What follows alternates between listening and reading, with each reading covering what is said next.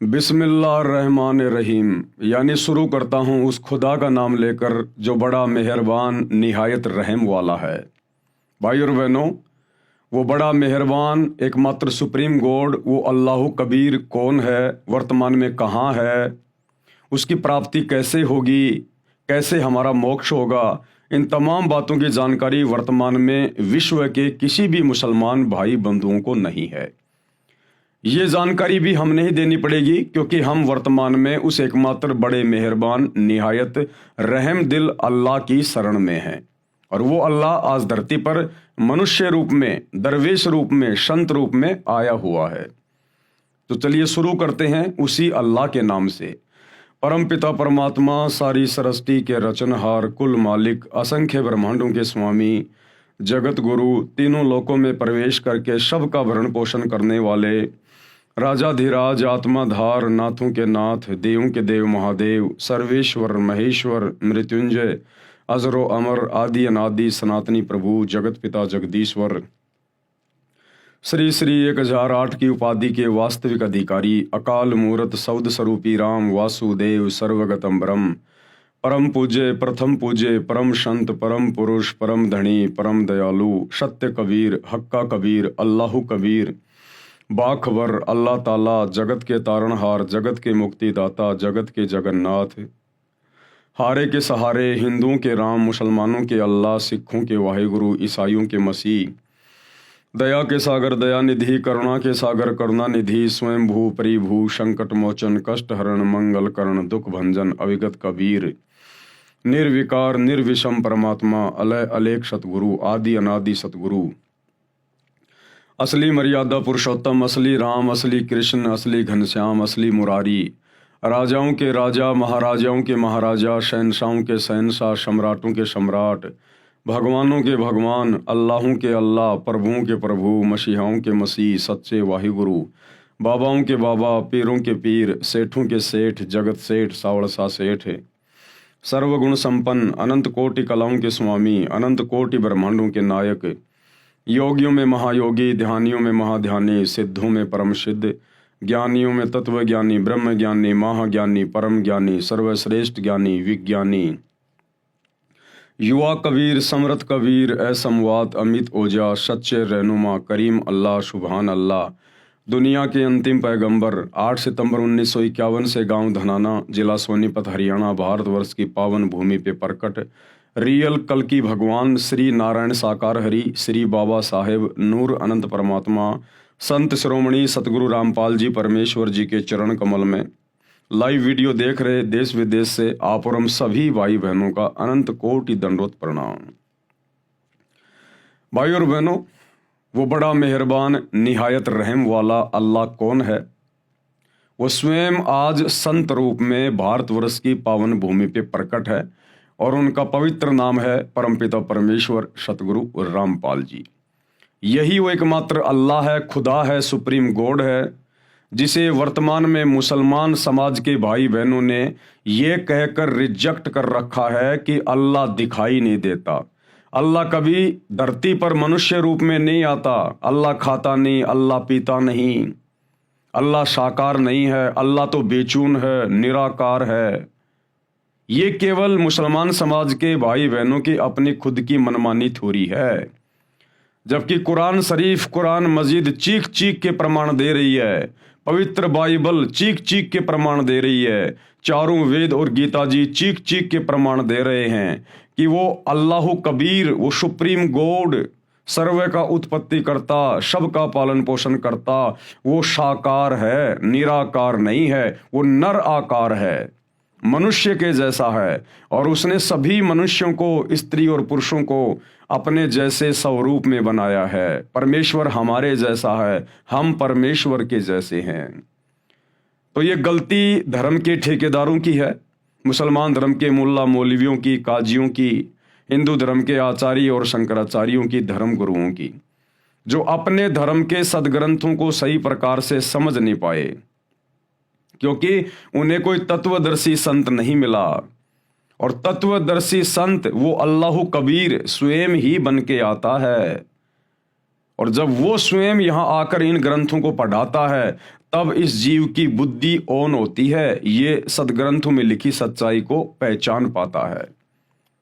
तो कमी रही हमारे धर्म के धर्म गुरुओं की, जिनको खुद ज्ञान नहीं था, भला आम समाज को, आम जनता को वे कहाँ से ज्ञानी बना देते। लेकिन आज उस एकमात्र अल्लाह, सुप्रीम गॉड, इबादई कबीरा, उन्होंने स्वयं धरती पर आकर अपना अनमोल तत्व ज्ञान देकर बच्चे बच्चे को विद्वान बना दिया, बच्चे बच्चे को। और अब उन्होंने अपने कर कमल से पवित्र पुस्तक, ये एकमात्र आसमानी पुस्तक मुसलमान समाज के लिए, जो अल्लाह ने स्वयं धरती पर आकर अपने कर कमल से लिखी है, मुसलमान नहीं समझे ज्ञान कुरान। अब इस पुस्तक के माध्यम से आप लोगों तक जानकारी पहुंच रही है कि अल्लाह धरती पर है और साकार है, और जितना जल्दी हो सके उनकी शरण में आ जाइए, अन्यथा 2028 युग परिवर्तन का समय है, महाविनाश दरवाजे पे खड़ा है। तो भाई और बहनों, इस पवित्र पुस्तक के ऊपर 5 वीडियो बन चुके हैं, आज हमारा 6 नंबर का वीडियो है। यदि आपने अभी तक पिछले वीडियो नहीं देखे हैं तो आपको ज़रूर देखने चाहिए, क्योंकि उनको देखे बिना आप जी आगे की वीडियो समझ नहीं पाएंगे। तो पिछले वीडियो में गुरुदेव भगवान ने जिक्र किया कि किस प्रकार से सभी धर्मों की पवित्र पुस्तकों में मांस खाने का उस एकमात्र इबादत कबीरा, कबीर परमेश्वर की तरफ से कोई आदेश नहीं है किसी को भी। और यदि मांस खाने का आदेश यदि बाद में इन पुस्तकों में लिखा गया है, चाहे वो मुसलमानों की हो चाहे हिंदुओं की हो, तो इस शैतान के द्वारा, इस डुप्लीकेट अल्लाह के द्वारा, इस काल के द्वारा ये आदेश दिए गए हैं फरिश्तों के माध्यम से। और शैतान के द्वारा जो आदेश दिए गए हैं, उन आदेशों को हमने बिल्कुल भी स्वीकार नहीं करना है। जबकि परमपिता परमेश्वर ने, जिन्होंने सारी सृष्टि की उत्पत्ति की, जो ओरिजिनल अल्लाह है, सुप्रीम गॉड है, जिनके विषय में सूरत फुरकानी 25 आयत नंबर 52 से 59 में कुरान मजीद में लिखा हुआ है कि उस परमेश्वर ने 6 दिन में आसमान और जमीन के दरमियान जो भी कुछ था उसको बनाया, और 7वें दिन अपने तख्त पर बैठकर विश्राम किया। तो उस परमेश्वर ने, अल्लाह कबीर ने 6 दिनों में किसी भी आत्मा को मांस खाने का या जीव हत्या करने का कोई आदेश नहीं दिया। उस परमेश्वर के सतलोक में सिंहासन पर जाकर बैठने के बाद इस शैतान ने फिर आगे जो आदेश दिया है, उस आदेश को हमने फॉलो नहीं करना है। और आज गुरुदेव हमें बता रहे हैं कि किसी भी धर्म के किसी भी महापुरुष ने, जो कि धर्म के अगुवा रहे हैं, उन्होंने मांस भक्षण नहीं किया। तो मुसलमान धर्म के जो अंतिम पैगंबर माने जाते हैं हजरत मोहम्मद जी, उन्होंने अपने जीवन में कभी मांस को छुआ भी नहीं, खाना तो बहुत दूर की बात है। फिर आज वर्तमान का मुसलमान समाज कैसे कह सकता है कि हम हजरत मोहम्मद जी के फॉलोवर हैं, हम हजरत मोहम्मद जी के नियम और मर्यादाओं में चल रहे हैं, हम उनकी शिक्षाओं में चल रहे हैं। एक भी मुसलमान हजरत मोहम्मद की शिक्षाओं में वर्तमान में नहीं चल रहा है। तो गुरुदेव आज बता रहे हैं नबी हजरत मोहम्मद के विषय में, वो मांस खाया करते थे या नहीं खाया करते थे। ये पवित्र पुस्तक है मुसलमान नहीं समझे ज्ञान कुरान, और इसका पेज नंबर 18+ पार्ट नंबर 6। हजरत मोहम्मद जी मांस नहीं खाते थे। संत गरीबदास महाराज गांव छुडानी जिला झज्जर हरियाणा वाले ने अपनी अमृतवाणी में भी स्पष्ट किया है कि हजरत मोहम्मद जी तथा 1,80,000 जो आदम जी से मोहम्मद जी तक नबी हुए हैं, तथा मोहम्मद जी के उस समय अनुयायी मुसलमान थे, उन्होंने मांस नहीं खाया तथा गाय को बिस्मिल यानी हत्या नहीं किया। नबी हजरत मोहम्मद जी ने अपने जीवन काल में वो 63 वर्ष तक रहे, उसके बाद बीमारी से उनकी मृत्यु हुई। उन्होंने कभी भी अपने जीवन में मांस भक्षण नहीं किया, और ना ही हजरत आदम से लेकर हजरत मोहम्मद जी तक जो 1,80,000 पैगंबर हुए, नबी हुए, उन्होंने कभी किसी को मांस खाने का आदेश नहीं दिया, ना उन आत्माओं ने कभी मांस भक्षण किया। और ना ही हजरत मोहम्मद जी के बाद जो उनके फॉलोवर हुए, ना उन्होंने कभी मांस मिट्टी को हाथ लगाया ना छुआ। ये बिजली तो मुसलमान समाज में वर्तमान में गिरी हुई है शैतान की प्रेरणा से, काल की प्रेरणा से। नबी मोहम्मद नमस्कार है राम रसूल कहाया, 1,80,000 को सौगंध जिन नहीं करद चलाया। आदरणीय गरीबदास जी क्या कह रहे हैं कि नबी मोहम्मद जी को मेरा सलाम है, मेरा नमस्कार है।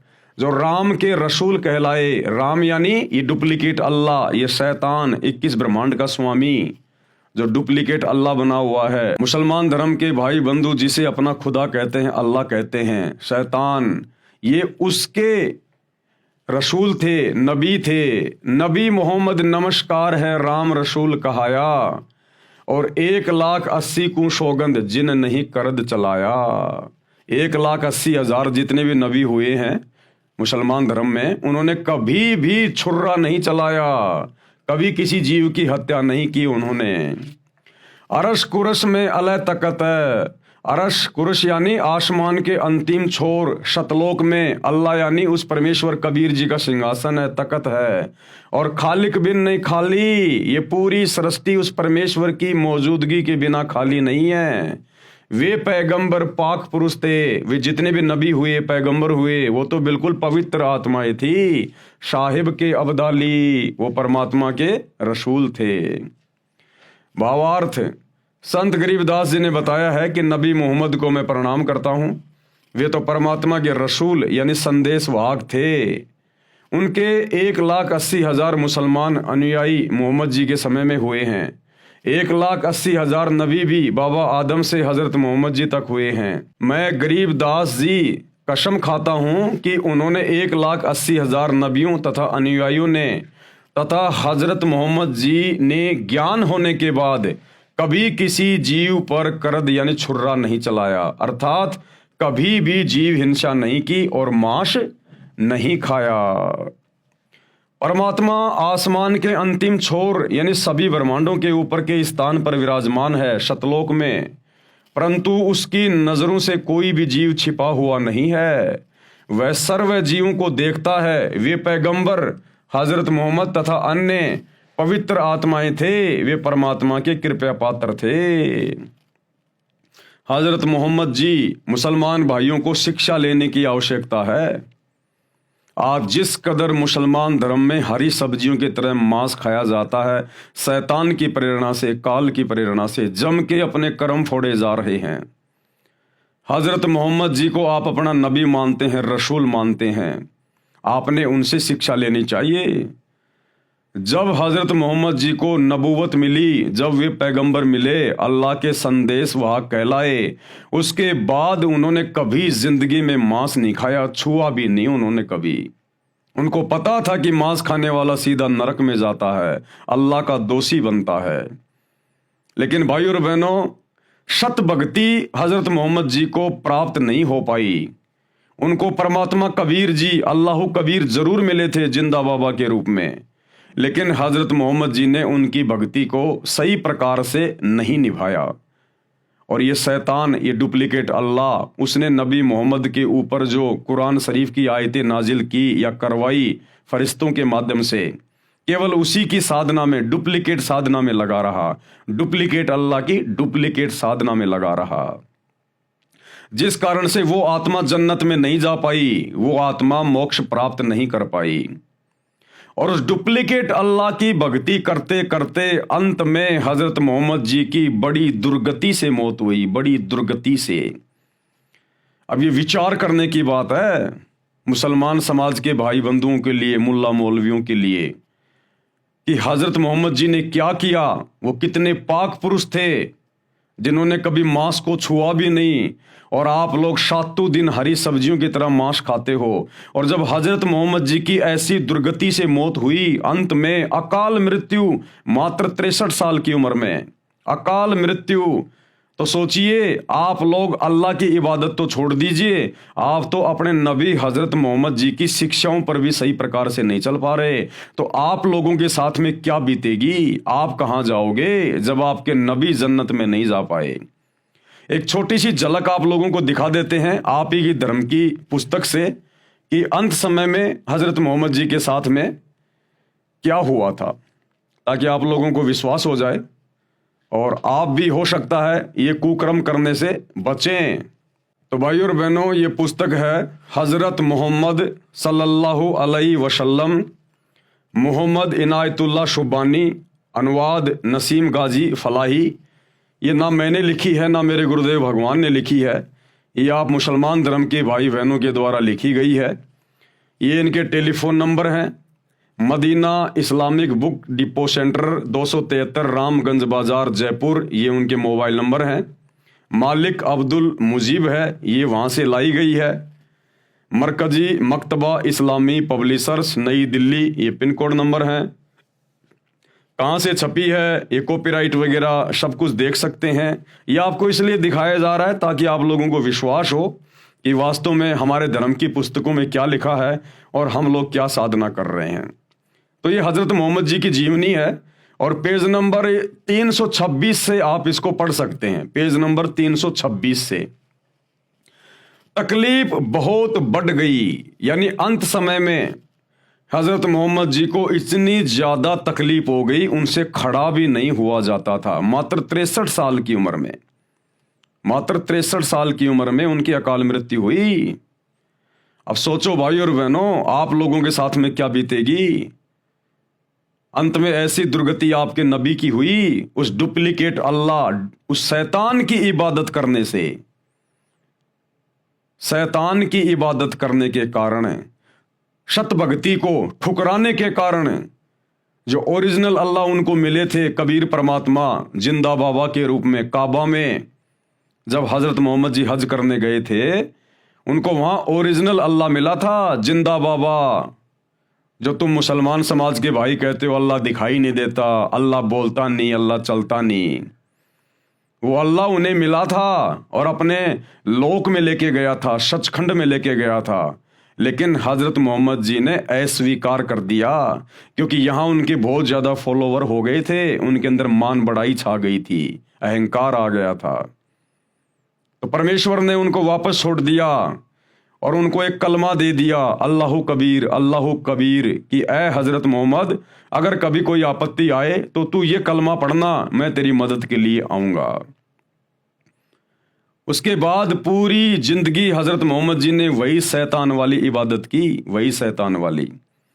और उस इबादत को करने के चलते अंत में हजरत मोहम्मद जी के साथ में क्या हुआ, कैसी दुर्गति से उनकी मौत हुई, ये वर्तमान के मुसलमानों के लिए जो हरी सब्जी की तरह मांस खाते हैं, मंदिरों में जाते हैं, मज़ारों पे सिजदा करते हैं, बहुदेववादी हो गए हैं, ये उनके लिए शिक्षा है कि तुम्हारे नबी के साथ में ऐसा हुआ और तुम तो वो भक्ति भी नहीं कर रहे जो तुम्हारे नबी ने की थी, तो आप लोगों के साथ में क्या बीतेगा।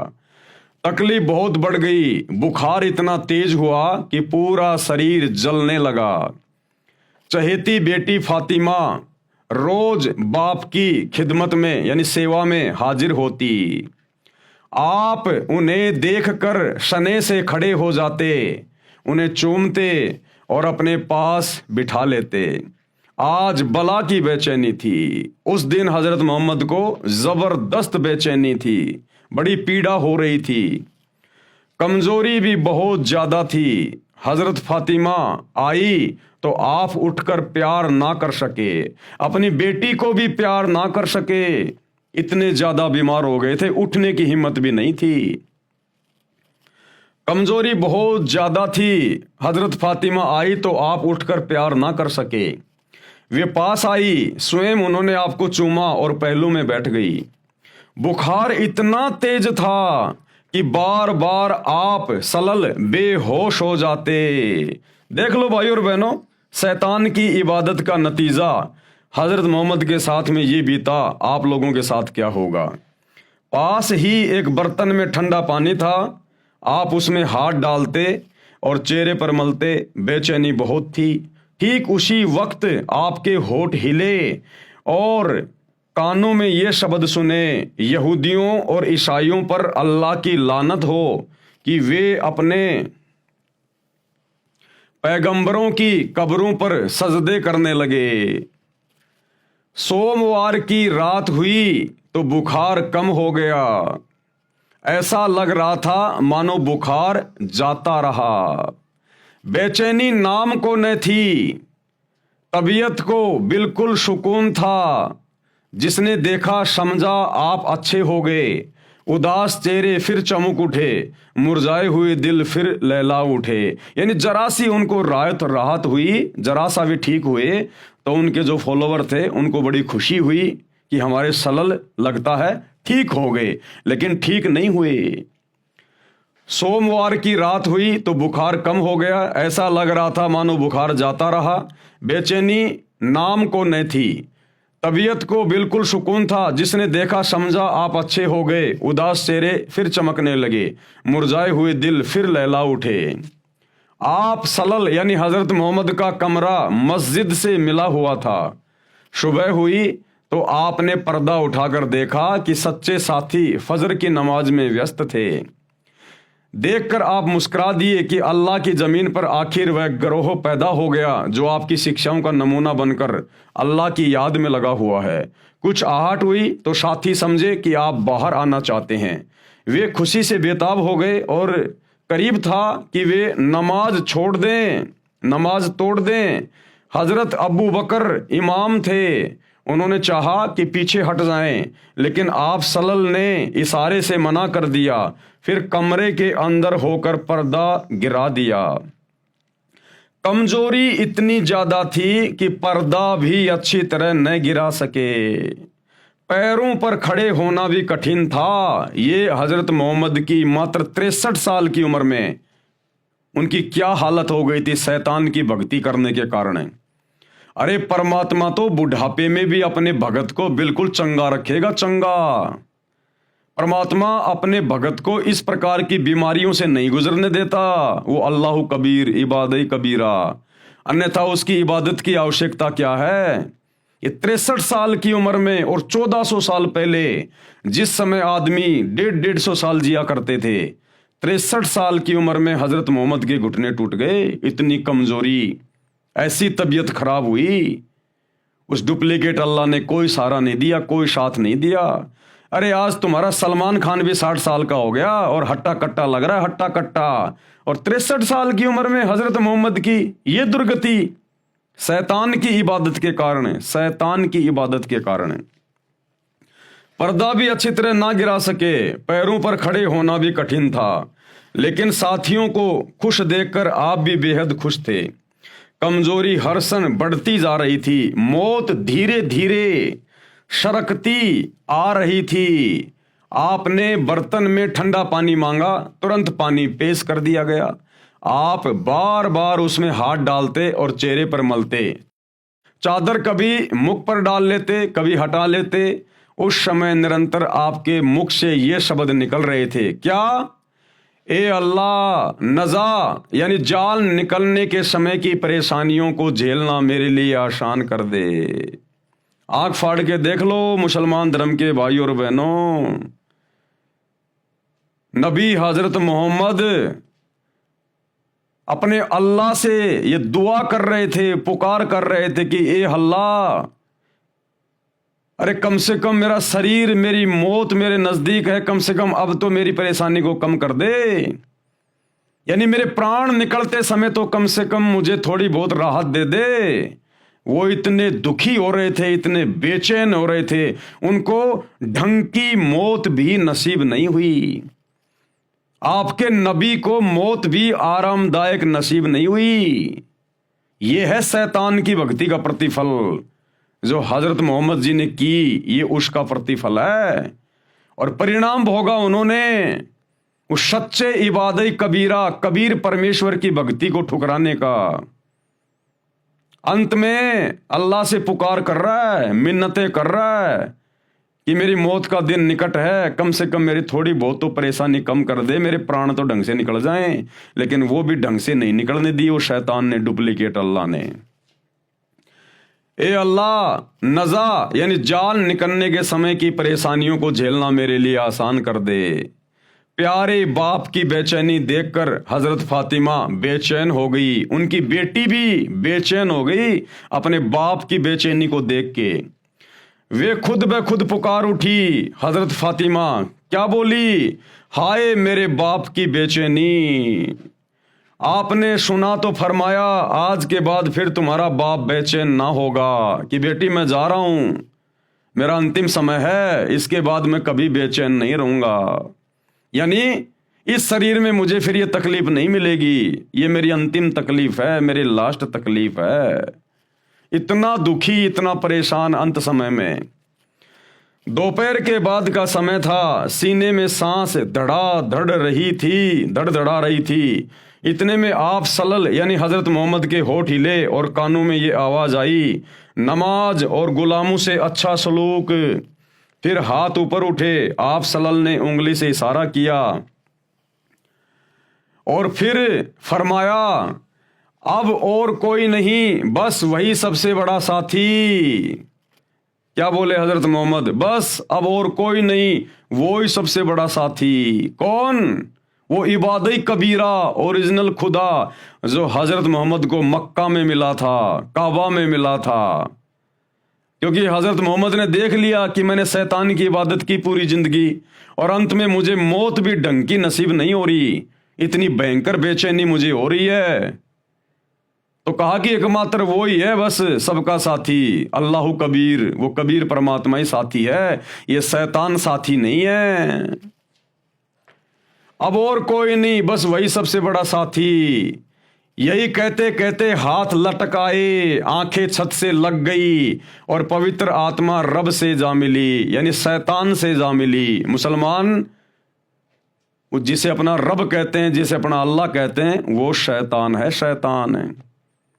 अब ये देख लो अंत समय में हजरत मोहम्मद की हालत। अरे भक्ति क्यों की जाती है, इबादत क्यों की जाती है? ये दुनिया मंदिरों में मस्जिदों में धक्के क्यों खा रही है? ये भगवान के लिए पैदल जाती है लंबे लंबे रास्ते तय करके, क्यों? सुख शांति के लिए। जब तक जिए तब तक घर परिवार में सुख शांति रहे, कारोबार ठीक ठाक चले, बाल बच्चे सलामत रहे, शरीर सलामत रहे, और अंत में ये शरीर आसानी से छूट जाए। इसीलिए तो दुनिया भक्ति करती है। और देख लो हजरत मोहम्मद जी की अंत समय में क्या हालत हुई। तो वर्तमान के मुसलमानों को एक शिक्षा है कि तुम लोग तो वो साधना भी नहीं कर रहे जो हजरत मोहम्मद ने की थी। उस पवित्र आत्मा ने कभी जिंदगी में मांस को छुआ नहीं, कभी ब्याज लिया नहीं, कभी झूठ बोला नहीं। और आप मुसलमान क्या कर रहे हो वर्तमान में? उनकी एक भी शिक्षा पर नहीं हो, तो सोचो तुम्हारे साथ में क्या होगा, यहां भी और शरीर छोड़कर जाने के बाद भी। सोमवार का दिन था, रबीउल अव्वल की 12 तारीख थी, हिजरत का 11वां साल था। जाने सारों की नज़र में दुनिया अंधेरी हो गई और दिल की बस्ती में सन्नाटा छा गया। निसंदेह हम अल्लाह ही के हैं और बेशक उसी की ओर लौटने वाले हैं। ए अल्लाह, सलामती हो प्यारे नबी पर। अरे जब खुद हजरत मोहम्मद की दुआ उस डुप्लीकेट अल्लाह ने स्वीकार नहीं करी, खुद हजरत मोहम्मद जी प्रार्थना करते करते मर गए कि ए अल्लाह, कम से कम मरते मरते तो कम से कम मुझे थोड़ी बहुत राहत दे दे, बड़ी बेचैनी हो रही है। जब उस डुप्लीकेट अल्लाह ने, शैतान ने हजरत मोहम्मद की खुद की प्रार्थना स्वीकार नहीं करी और दुर्गति से ही मौत हुई, तो भला उनके फॉलोअर के द्वारा, उनके अनुयायियों के द्वारा जो सलामती की दुआ की जा रही थी, वो कैसे स्वीकार होगी? हे अल्लाह, सलामती हो प्यारे नबी पर। नबी बेचारा तड़प तड़प के मरा, नबी की तो उसने सुनी नहीं, तुम्हारी कहां से सुन लेगा? उनकी संतान पर और उनके सब साथियों पर इंतकाल के समय आप सल्लल्लाहु की उम्र 63 साल थी, मात्र 63 साल। अकाल मृत्यु हुई, अकाल मृत्यु। जबकि भक्ति करने वालों की, सच्चे खुदा की सच्ची इबादत करने वालों की, आजीवन मर्यादा में रहने वालों की कभी भी अकाल मृत्यु नहीं होती है। अंत समय में भगत की मौत ऐसे होती है जैसे पका हुआ आम का फल जरा सी हवा लगते पेड़ से नीचे गिर जाता है। तो अंत समय में भगतों की ऐसी मृत्यु होती है। दुनिया वालों की तरह हॉस्पिटल में तड़प तड़प के, एक्सीडेंट में इस प्रकार से मृत्यु नहीं होती, अन्यथा भक्ति की क्या आवश्यकता। लेकिन ये दुनिया जानती तो नहीं कि भक्ति क्या है, भगवान क्या है। अगर जानना है तो सतगुरु रामपाल जी के यूट्यूब पर सत्संग सुनना शुरू कर दो, जल्द से जल्द उनकी शरण में आ जाओ, वरना 2028 युग परिवर्तन का समय है। ये शैतान, ये काल जिसने नबी को नहीं बख्शा, ये वर्तमान के लोगों को कहां बख्शेगा जिनका कोई दीन धर्म नहीं है। अभी 2-3 दिन पहले थाईलैंड में, म्यांमार में भूकंप आया 7.7 रिएक्टर का। सैकड़ों बिल्डिंगें धराशायी हो गई, हजारों लोग अकाल मौत मर गए। आने वाले समय में 15-15 स्केल रिएक्टर के भूकंप आएंगे, 15-15। तब कहां जाओगे, किसको पुकारोगे? अरे थाईलैंड के मुसलमान क्या अल्लाह की भक्ति नहीं करते, क्या इबादत नहीं करते? ये शैतान किसी को नहीं बख्शता। जब नबियों को नहीं बख्शा तो औरों की क्या औकात है। इसलिए भाई और बहनों, ये आपकी आंखों के सामने है, ये प्रमाण आपको दिखा दिया गया है। मानो तो ठीक और ना मानो तो ठीक भाई, हमारा जो कर्म है वो हम कर रहे हैं। तो हजरत मोहम्मद जी ने कभी मांस को छुआ भी नहीं, और वर्तमान के मुसलमान आज 7 दिन मांस खाते हैं। तो भाई क्या होगा आप लोगों के साथ में। संत जंभेश्वर महाराज जी के विचार, यानी हजरत मोहम्मद जी को लेकर संत जंभेश्वर जी महाराज एक राजस्थान में संत हुए हैं, वो क्या कुछ कह रहे हैं। इसी बात की गवाही संत जंभेश्वर जी महाराज विष्णोई धर्म के प्रवर्तक ने दी है शब्द संख्या 12 में। महमद महमद न कर काजी, महमद का तो विषम विचारूं। महमद हाथ करद ना होती, लोहे घड़ी नसारू।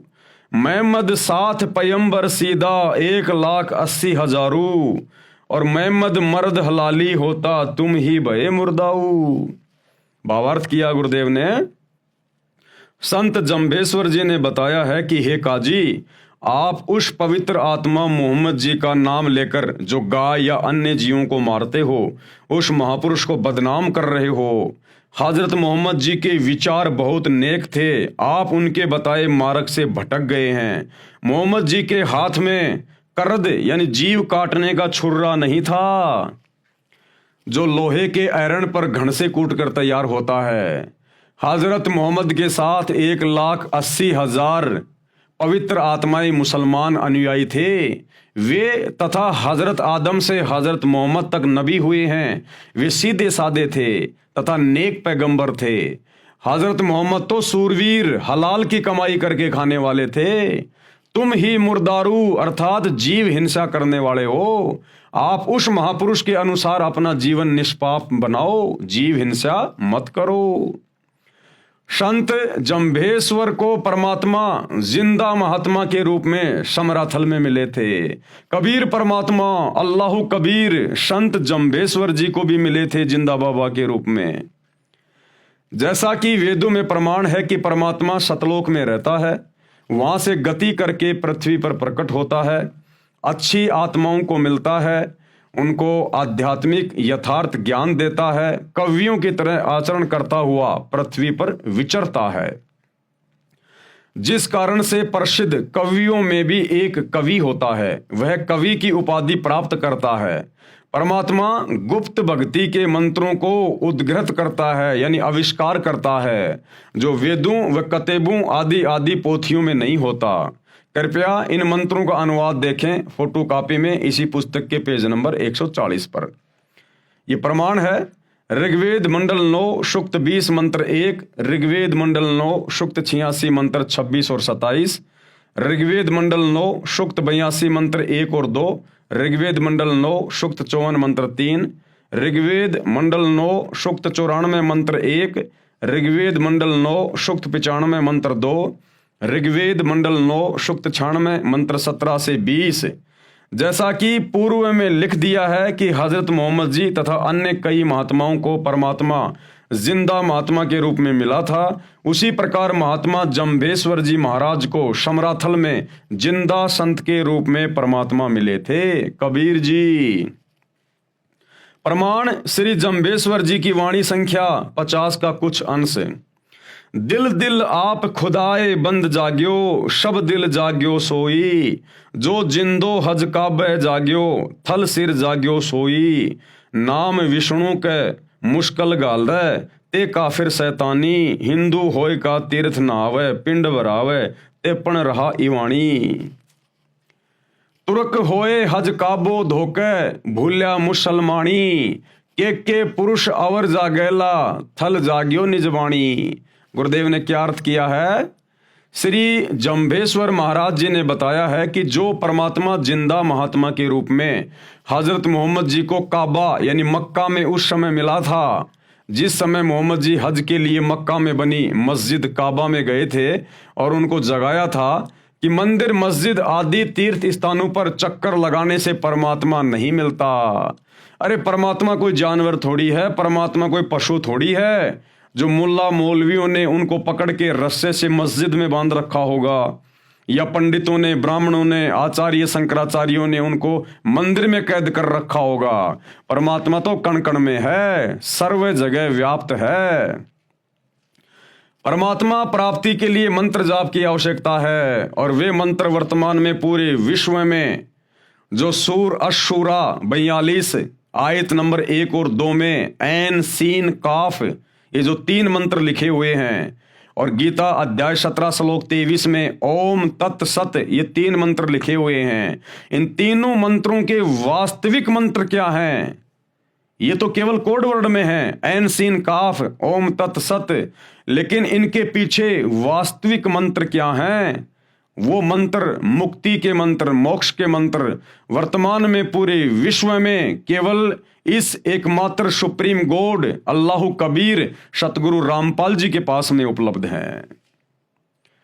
श्री जम्भेश्वर जी महाराज ने फिर बताया है कि वही परमात्मा थलसिर यानी समराथल स्थान राजस्थान प्रांत में आया और मुझे जगाया।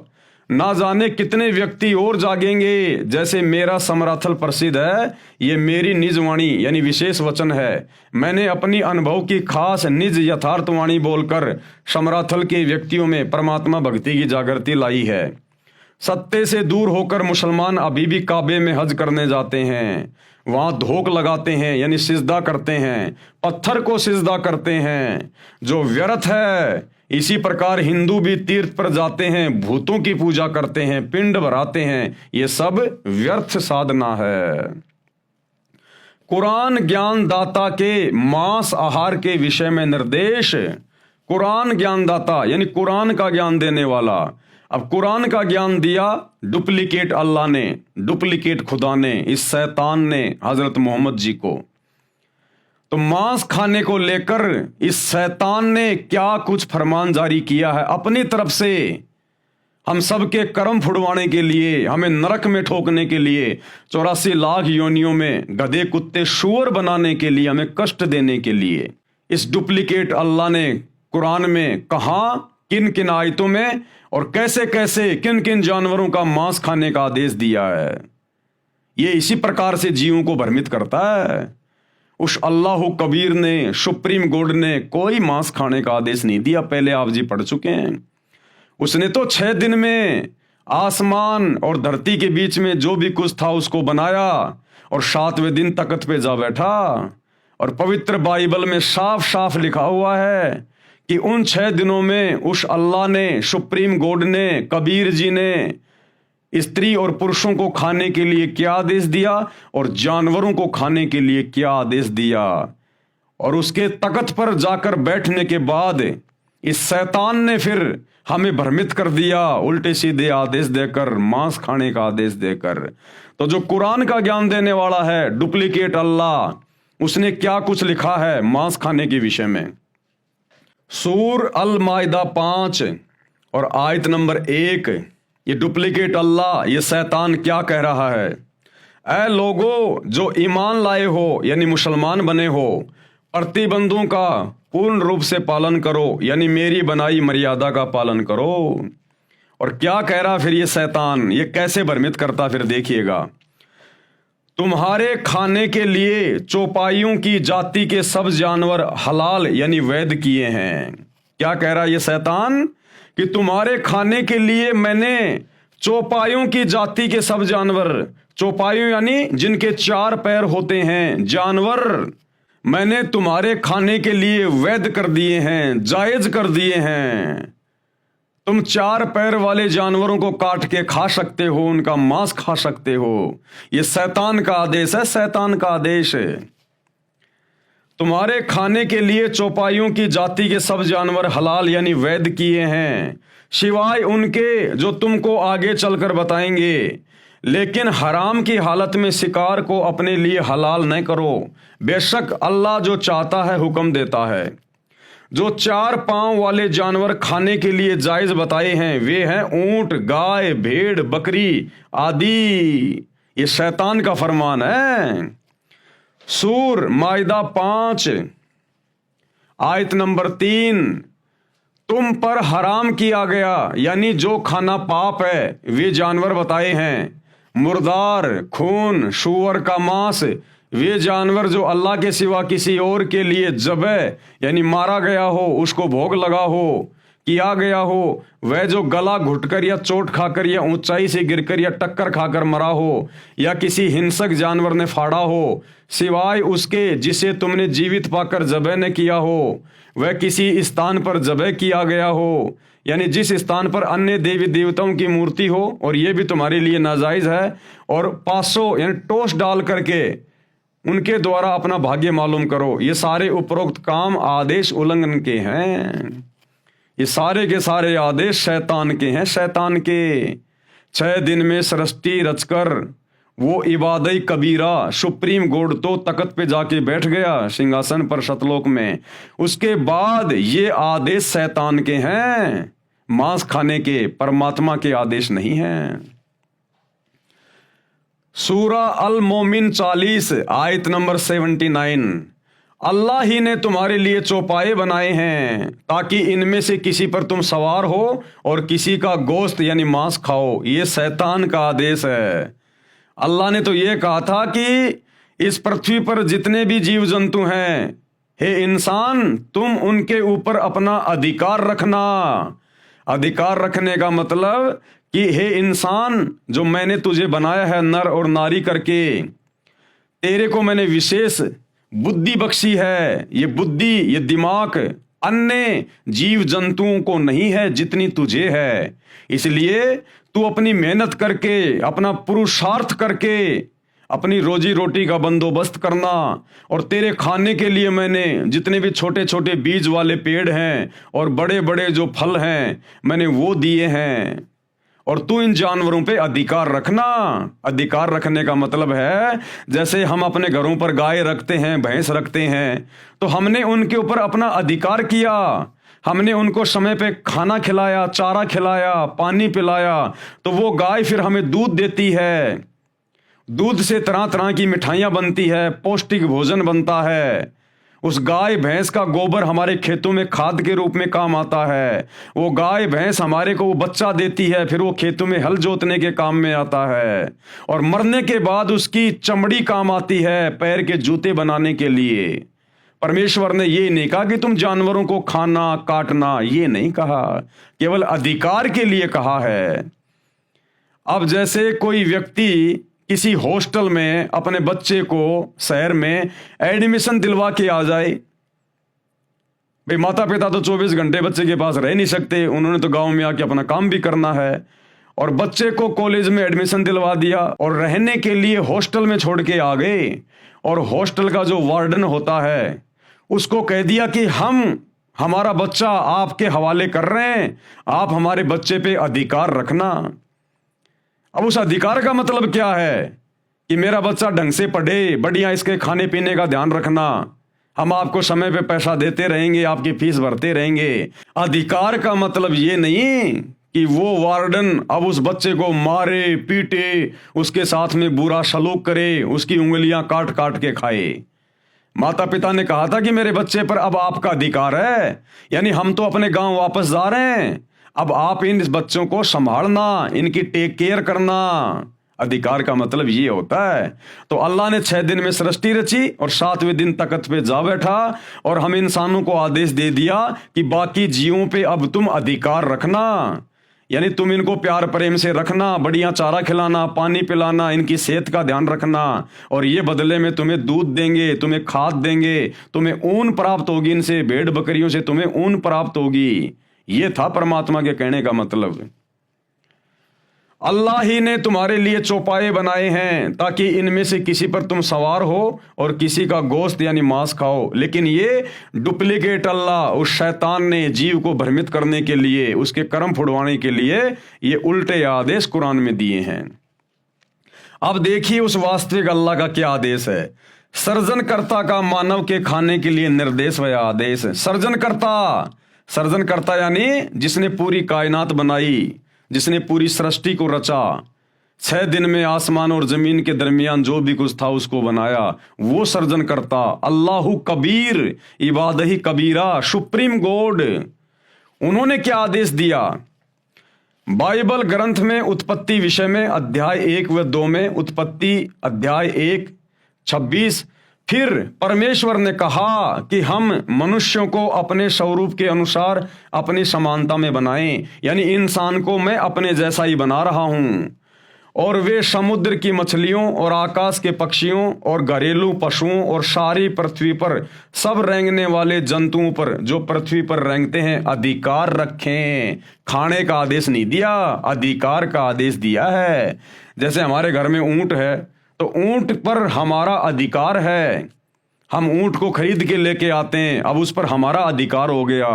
हम उसको खेत में काम में लेंगे, हल जोतेंगे, उससे हमारी फसल पैदा होगी, उस फसल से हमारे परिवार का पालन पोषण होगा। इस प्रकार अधिकार रखने के लिए कहा था अल्लाह कबीर ने, परमेश्वर ने। और देखिए, आपको एक छोटा सा बाइबल से भी आप भाई बहनों को दिखा देते हैं ताकि किसी भी प्रकार की शंका ना हो किसी को। ये बाइबल है, ये बाइबल भी उसी शैतान के द्वारा हजरत ईसा के ऊपर नाजिर हुई थी। ये बाइबल है, आप जी देख सकते हैं, आपकी आंखों के सामने है। ये पवित्र बाइबल अर्थात पुराना और नया धर्म नियम, ये कहाँ से छपी हुई है देख लीजिएगा। यही बाइबल आपको हर पास्टर के हाथ में मिलेगी, आपको हर एक चर्च में मिलेगी, हर एक मसीह के पास में मिलेगी।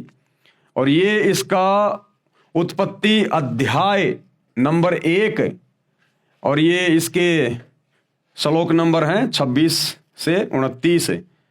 ये आपको मैंने पहले दिखा दिया था, ये 26 है। फिर परमेश्वर ने कहा, यानी अल्लाह कबीर ने कहा, जिसने 6 दिन में सृष्टि रची, हम मनुष्य को अपने स्वरूप के अनुसार अपनी समानता में बनाएं, यानी मैं इंसान को अपने जैसा अपनी समानता में बनाऊंगा। तो अल्लाह कैसा हुआ? आप और हमारे जैसा हुआ, जिन्होंने अपने जैसा हमें बनाया।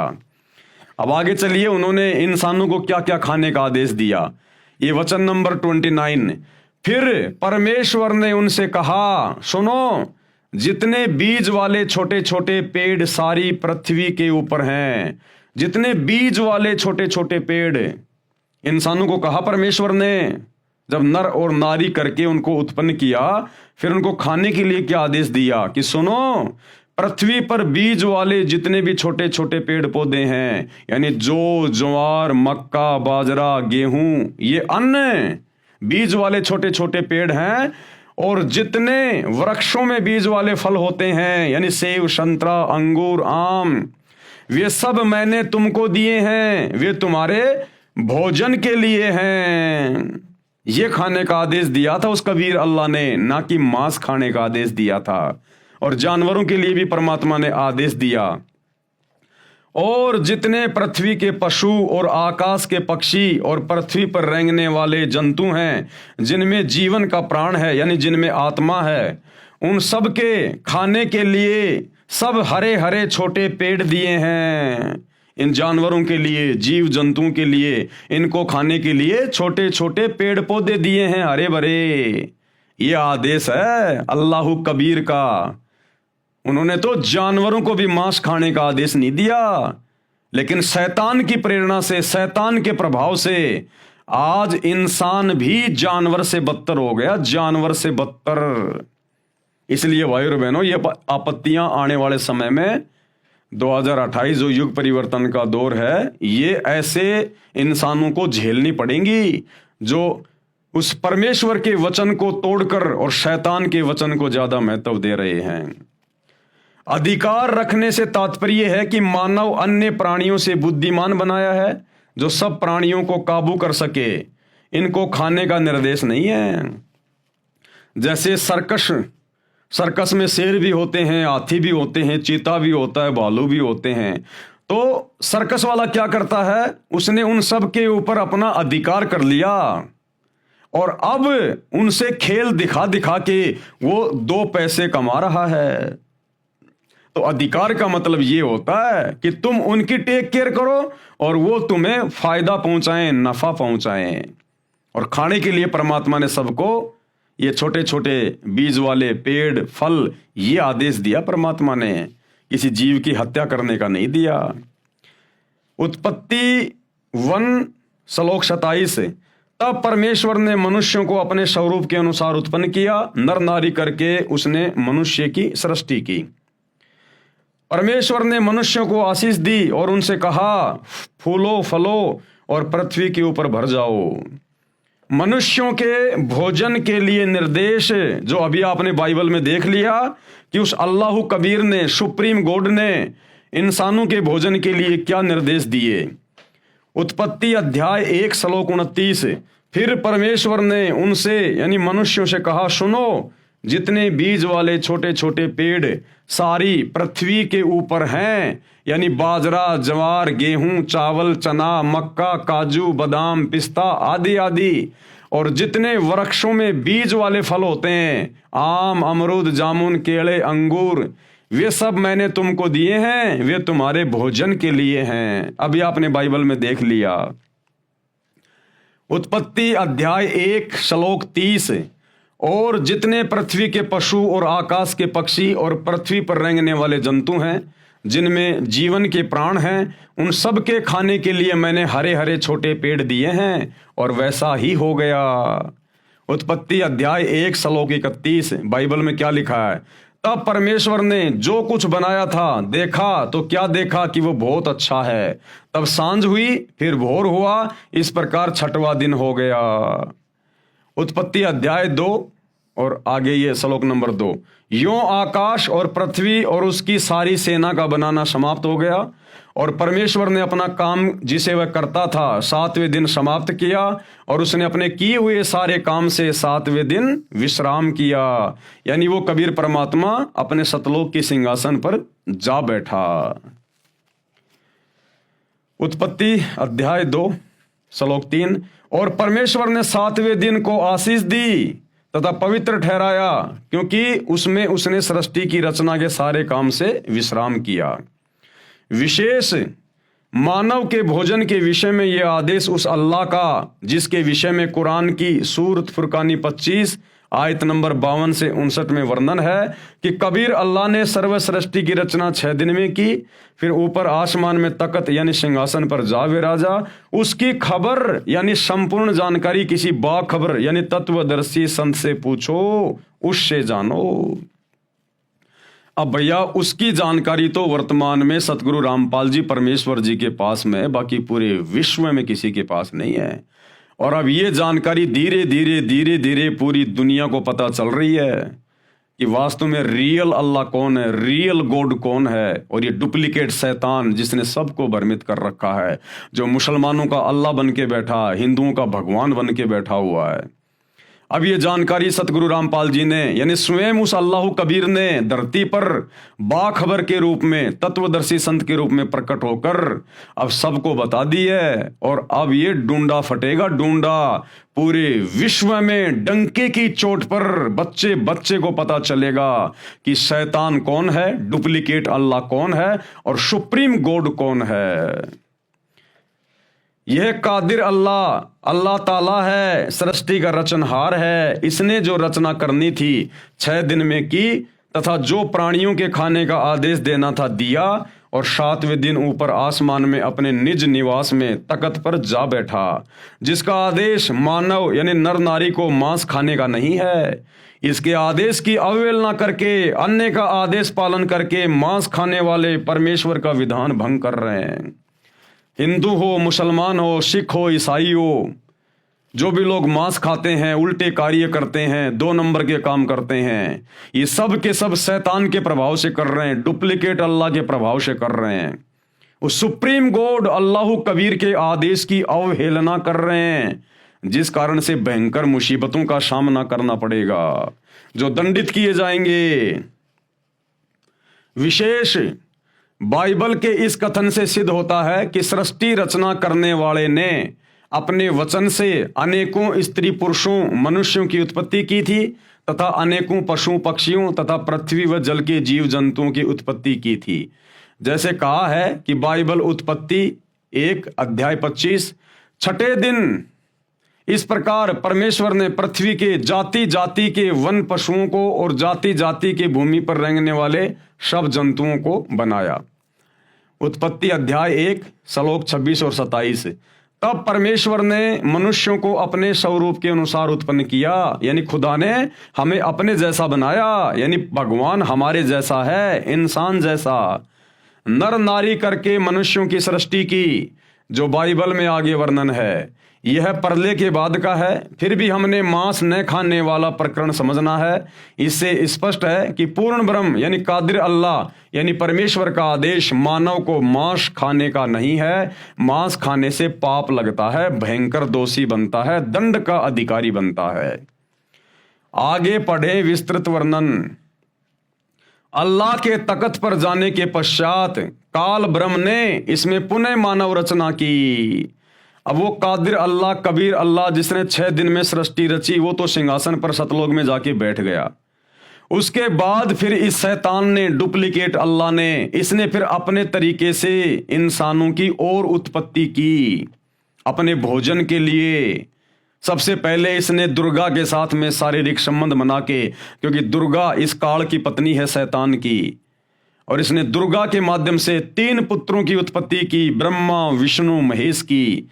ब्रह्मा सबसे बड़ा बेटा है, उससे छोटा विष्णु, उससे छोटा शंकर जी।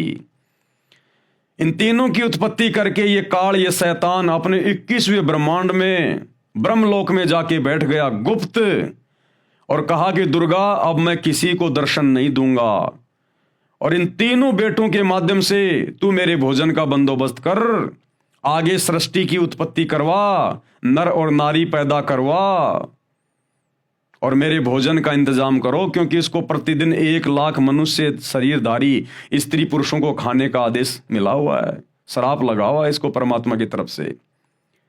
तो ये ब्रह्मा जी के माध्यम से संतान उत्पत्ति करवाता है, क्योंकि ब्रह्मा जी रजोगुण प्रधान है, रजोगुण का देवता है।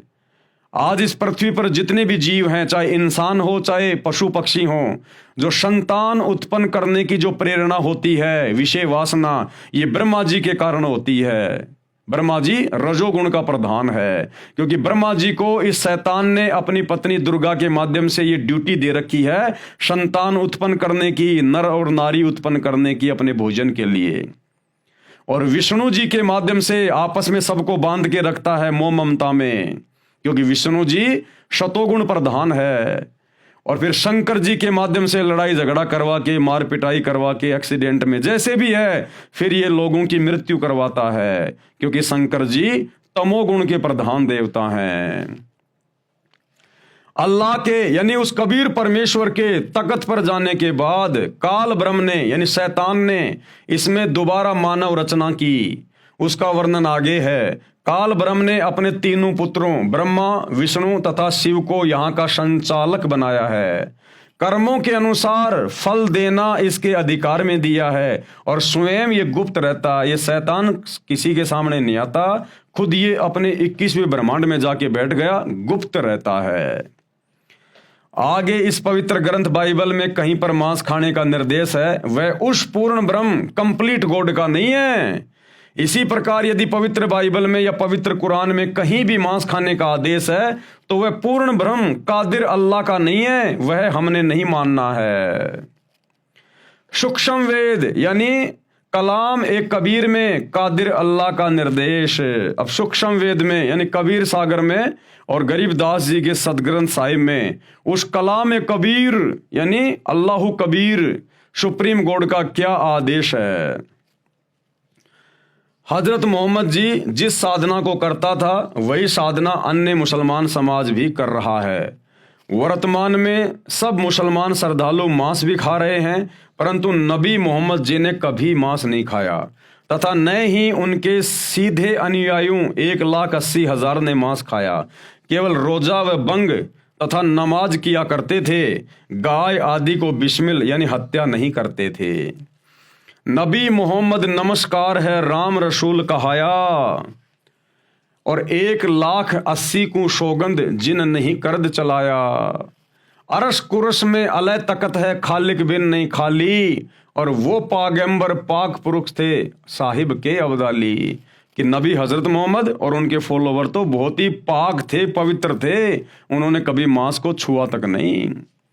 भावार्थ, नबी मोहम्मद तो आदरणीय हैं जो प्रभु के अवतार कहलाए हैं, यानी शैतान के। कसम है 1,80,000 पैगंबर हुए हैं, तथा जो उनके अनुयायी थे उनको कसम है कि उन्होंने कभी बकरे, मुर्गे तथा गाय आदि पर करद नहीं चलाया, अर्थात जीव हिंसा नहीं की तथा मांस भक्षण नहीं किया। वे हजरत मोहम्मद, हजरत मूसा, हजरत ईसा आदि पैगंबर संदेश वाहक तो पवित्र व्यक्ति थे तथा ब्रह्म यानी ज्योति निरंजन काल के कृपा पात्र थे। परंतु जो आसमान के अंतिम छोर शतलोक में पूर्ण परमात्मा अल्लाहु अकबर अर्थात अल्लाह कबीर है, उस सृष्टि के मालिक की नजर से कोई नहीं बचा है। यानी वो कादिर अल्लाह, समर्थ अल्लाह, अल्लाहु कबीर, वो भैया 7वें आसमान पर यानी शतलोक में अपने तख्त पर सिंहासन पर बैठकर सबको देख रहा है। और फिर जो जैसा करेगा उसी के अनुसार फिर वो उसके कर्म लिखता है और उसी के अनुसार फिर जीव को भोगना पड़ता है।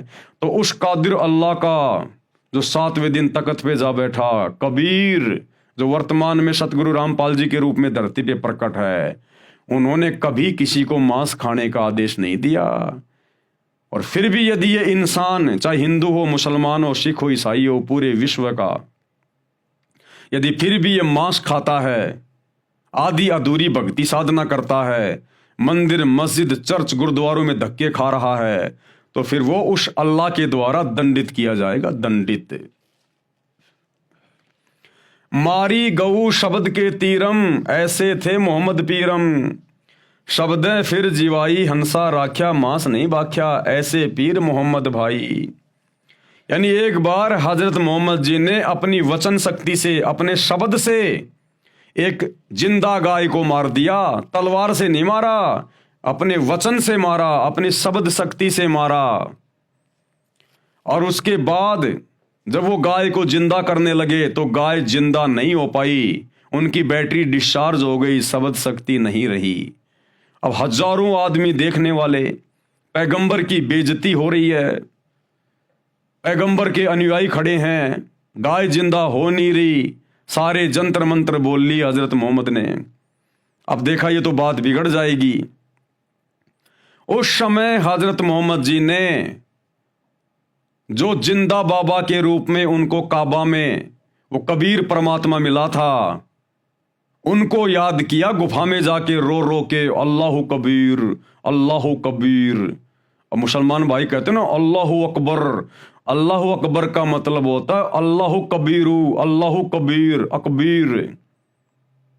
उसको जाके याद किया, क्योंकि जिंदा बाबा के रूप में कबीर परमात्मा ने हजरत मोहम्मद को ये मंत्र दिया था, ये कलमा दिया था कि तू इसका जाप किया कर, अल्लाहु कबीर, अल्लाहु कबीर। तब उसने वहां जाकर उस अल्लाहु कबीर को याद किया, तब वो कबीर परमात्मा हजरत मोहम्मद जी के सामने प्रकट हुआ, उसी जिंदा बाबा के रूप में, केवल उन्हीं को दिखाई दे रहा था। और कहा कि ए हजरत मोहम्मद, मैं इस गाय को जिंदा कर रहा हूं अपनी वचन से, अपनी शक्ति से, और दुनिया को लगेगा कि तू जिंदा कर रहा है, क्योंकि केवल हजरत मोहम्मद जी को ही दिखाई दे रहे थे परमात्मा। वो समर्थ है, चाहेगा उसको दिखाई देगा। तो परमेश्वर ने फिर उस मरी हुई गाय को अपने वचन से जिंदा किया, और लोगों को लगा कि हजरत मोहम्मद जी ने जिंदा कर दिया, हमारे नबी ने जिंदा कर दिया, और उनकी फिर से महिमा बन गई। क्योंकि परमात्मा चाहता कि लोग भक्ति पे लगे रहें, और ये शैतान, ये डुप्लीकेट अल्लाह चाहता है कि लोग भक्ति से बिल्कुल पीछे हट जाएं। ये चाहता ही नहीं भक्ति, शैतान को तो अंधेरा पसंद है, अंधेरा। वो चाहता कि ये उल्टी सीधी साधना करते रहें, मांस मिट्टी खाते रहें, और मेरे मुंह में जन्मते रहें, मरते रहें, आते रहें। और वो अल्लाह, वो कादिर अल्लाह, समर्थ अल्लाह, अल्लाहु कबीर चाहता है कि ये आत्माएं किसी भी तरह से भक्ति पे लगी रहें। और इस वर्तमान समय तक, जो वर्तमान में समय चल रहा है ना, ये भक्ति का युग है, ये भक्ति युग है। ये इस समय वो अल्लाह धरती पर संत रामपाल जी के रूप में बिल्कुल प्रत्यक्ष आया हुआ है। इस समय तक परमात्मा ने हम आत्माओं को धर्म से जोड़ के रखना था, हमारे को मनुष्य जन्म देने थे परमात्मा ने, और इस समय वो सत भक्ति देकर आज हमें पूर्ण मोक्ष का अधिकारी बना देगा, पूर्ण मोक्ष का अधिकारी। अन्यथा शैतान तो धरती से भक्ति का नामो निशान समाप्त करना चाहता है, नामो निशान। तो जैसे ही वो गाय जिंदा हुई, लोगों को लगा कि हजरत मोहम्मद जी ने जिंदा कर दी, हजरत मोहम्मद जी ने जिंदा कर दी, उनकी महिमा बन गई। अब हजरत मोहम्मद जी के शरीर छोड़कर जाने के 400-500 साल बाद में जो मुसलमान धर्म के जो ठेकेदार थे, जगह जगह जो इनकी जो संस्थाएं बन गई थी, इन्होंने एक निर्णय लिया कि क्यों ना हम उस दिन को मनाना शुरू कर दें यादगार के रूप में, जिस दिन हमारे नबी ने मरी हुई गाय को जिंदा किया था। तो सबने अपनी सहमति व्यक्त कर दी कि बहुत अच्छी बात है ये तो सभी लोगों ने क्या किया, जिस दिन हजरत मोहम्मद जी ने उस गाय को अपने वचन से मारा था और परमात्मा ने जिंदा किया था, उस दिन हजारों जगहों पर गाय काटने की शुरुआत कर दी कि इस बहाने हमारे को वो दिन याद रहेगा। तो हजारों जगह जहां जहां भी ये मुसलमान थे, इनकी जो संस्थाएं थी, वहां इन्होंने गाय काटनी शुरू कर दी। लेकिन ये गाय को खाया नहीं करते थे, मांस उस समय भी कोई नहीं खाता था, मुसलमान बड़ी नफरत करते थे। गाय को केवल काटना शुरू कर दिया उस दिन की याद बनाए रखने के लिए, और गाय को काट के फिर उसको जंगल में डाल के आ जाते थे। यह सिलसिला काफी लंबे समय तक चलता रहा।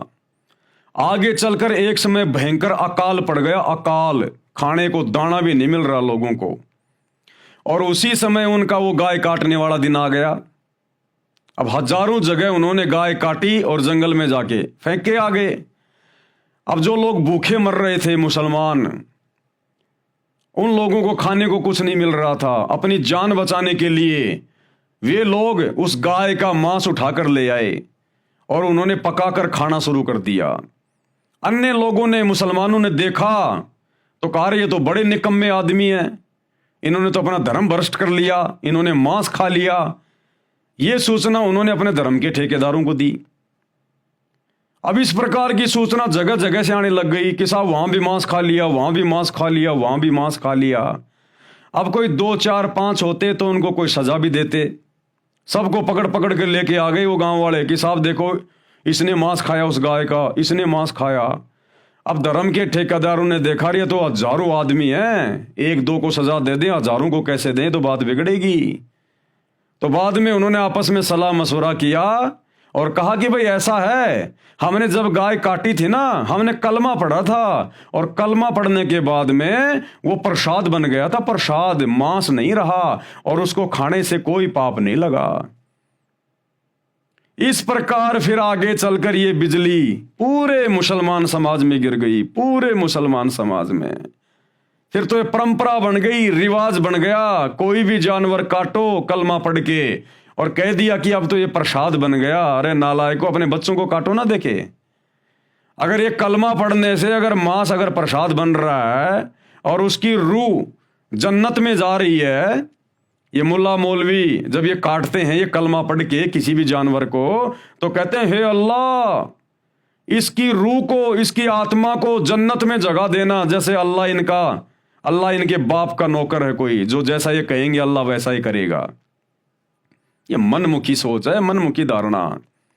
अगर इसी प्रकार कलमा पढ़ के अल्लाह से पुकार करके अगर किसी की गर्दन काटने से जन्नत मिलती है, तो पूरा मुसलमान समाज मस्जिदों में धक्के क्यों खा रहा है? जन्नत के लिए। काबा में क्यों जाता है? हज करने क्यों जाता है? जन्नत के लिए।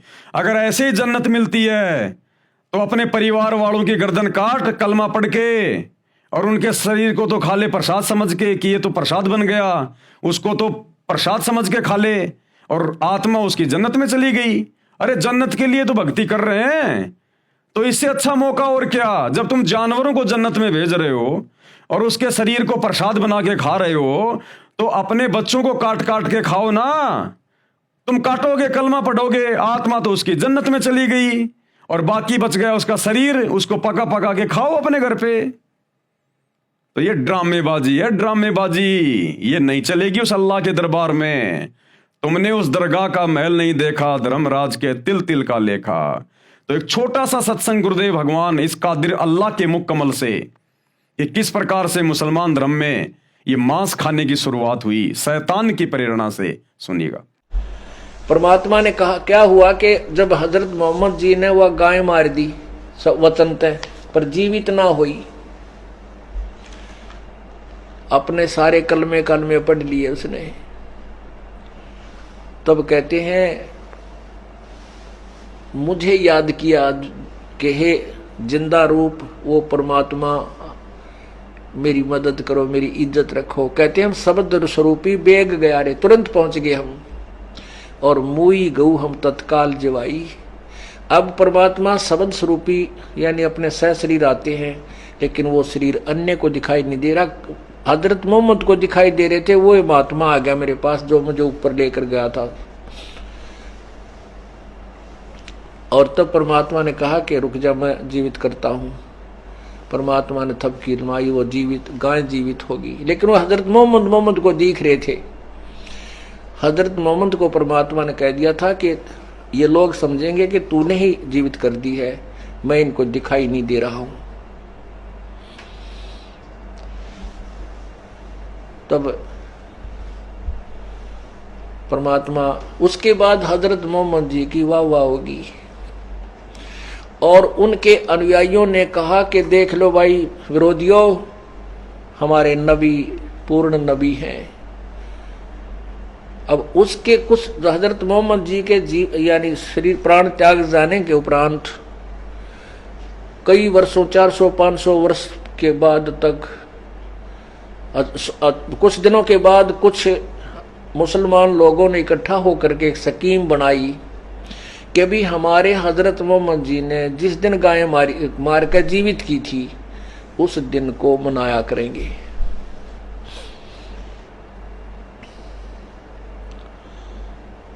अब सब ने सहमति दे दी, भाई भूलना पड़ा यह बात तो ठीक है। तो वो गाय को जिस उस दिन एक गाय को कलमा पढ़ के वो मंत्र सा बोल के उसको धीरे धीरे काट देते हैं, हलाल कहते हैं। लेकिन मांस नहीं खाते थे वो क्या करते थे, उस गाय को जंगल में डाल देते थे मार के, और वहां पशु पक्षी खा लेते थे।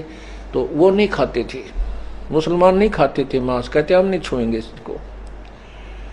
कुछ वर्षों के बाद क्या हुआ कि अकाल गिर गया, दुर्भिक्ष पड़ गया, बहुत ज्यादा अन्न रहा नहीं। और उसी दौरान वो दिन आ गया जिस दिन हजरत मोहम्मद जी ने गाय जीवित की थी वचन से मार के। तो उन्होंने उस गाय को हलाल करके और जंगल में डाल दिया। उसमें भूख मरी चल रही थी। किसी मुसलमानों ने, कुछ मुसलमानों ने वो मांस गाय का पका के खा लिया। अन्य मुसलमानों को पता लग गया, उन्होंने बहुत घोर विरोध किया कि इन्होंने धर्म बिगाड़ दिया, इन्होंने मांस खा लिया, ये अपराधी है, इनको सजा दी जाए। ऐसी ऐसी घटना कई जगह पर घट गई। उन व्यक्तियों को पकड़ दिया गया धार्मिक लोगों द्वारा, और उसमें एक कमेटी बन चुकी थी जगह जगह पर कि वो फैसला करेंगे इनको क्या सजा दी जाए। तो उस कमेटी के पास हजारों की संख्या में ऐसे व्यक्तियों की रिपोर्ट आएगी। उन्होंने फिर केस स्कीम बनाई, भाई इनको कैसे सजा दे, ये तो ठीक नहीं बात रही। उन्होंने क्या स्कीम बनाई कि इनको कह दो कि कलमा पढ़ने से वो गाय का मांस पवित्र हो गया था, प्रसाद बन गया था, उसके खाने से इनको अपराध नहीं लगा। अब वो स्टेटमेंट उनकी सुन ली तो सभी उनको छोड़ दिया, भाई तो प्रसाद बन गया था इसलिए खा लिया, तो कोई दोष नहीं। उसके बाद यह बिजली गिर गई मुसलमान धर्म में, ये मांस खाने लाएंगे कि तो पवित्र हो गया, प्रसाद बन गया, घर घर बांटन लाएंगे। ये परमात्मा ये सारे खेल यू काल करवावे हैं। अब क्या जरूरत थी उन्हें वो दिन मनाने की, ये दिन ना मनाते थे या बुराई इस पवित्र धर्म में नहीं घुसती, और ये कम से कम घोर पाप तो बचे रहते। तो भाई और बहनों, ये बहुत ही गलत परंपरा ये मुसलमान समाज में शैतान की प्रेरणा से चली हुई है। उस कादिर अल्लाह का कोई मांस खाने का आदेश नहीं है। तो कहते मारी गऊ शब्द के तीरम, ऐसे थे मोहम्मद पीरम। और शब्दें फिर जीवाई हंसा, राख्या मांस नहीं बाख्या, ऐसे पीर मोहम्मद भाई। एक समय नबी मोहम्मद ने एक गाय को शब्द यानी वचन सिद्धि से मारकर सबके सामने जीवित कर दिया था। यानी करने वाले तो अल्लाह थे, लेकिन महिमा उन्हीं को दी गई है। उन्होंने गाय का मांस नहीं खाया। अब मुसलमान समाज वास्तविकता से परिचित नहीं है। जिस दिन गाय जीवित की थी उस दिन की याद बनाए रखने के लिए गऊ मार देते हो। आप जीवित नहीं कर सकते तो मारने के भी अधिकारी नहीं हो। ऐ मुसलमानों, ऐ मुल्ला मौलवियों, अगर तुम गाय को जीवित करने के अधिकारी नहीं हो तो तुम मारने के भी अधिकारी नहीं हो।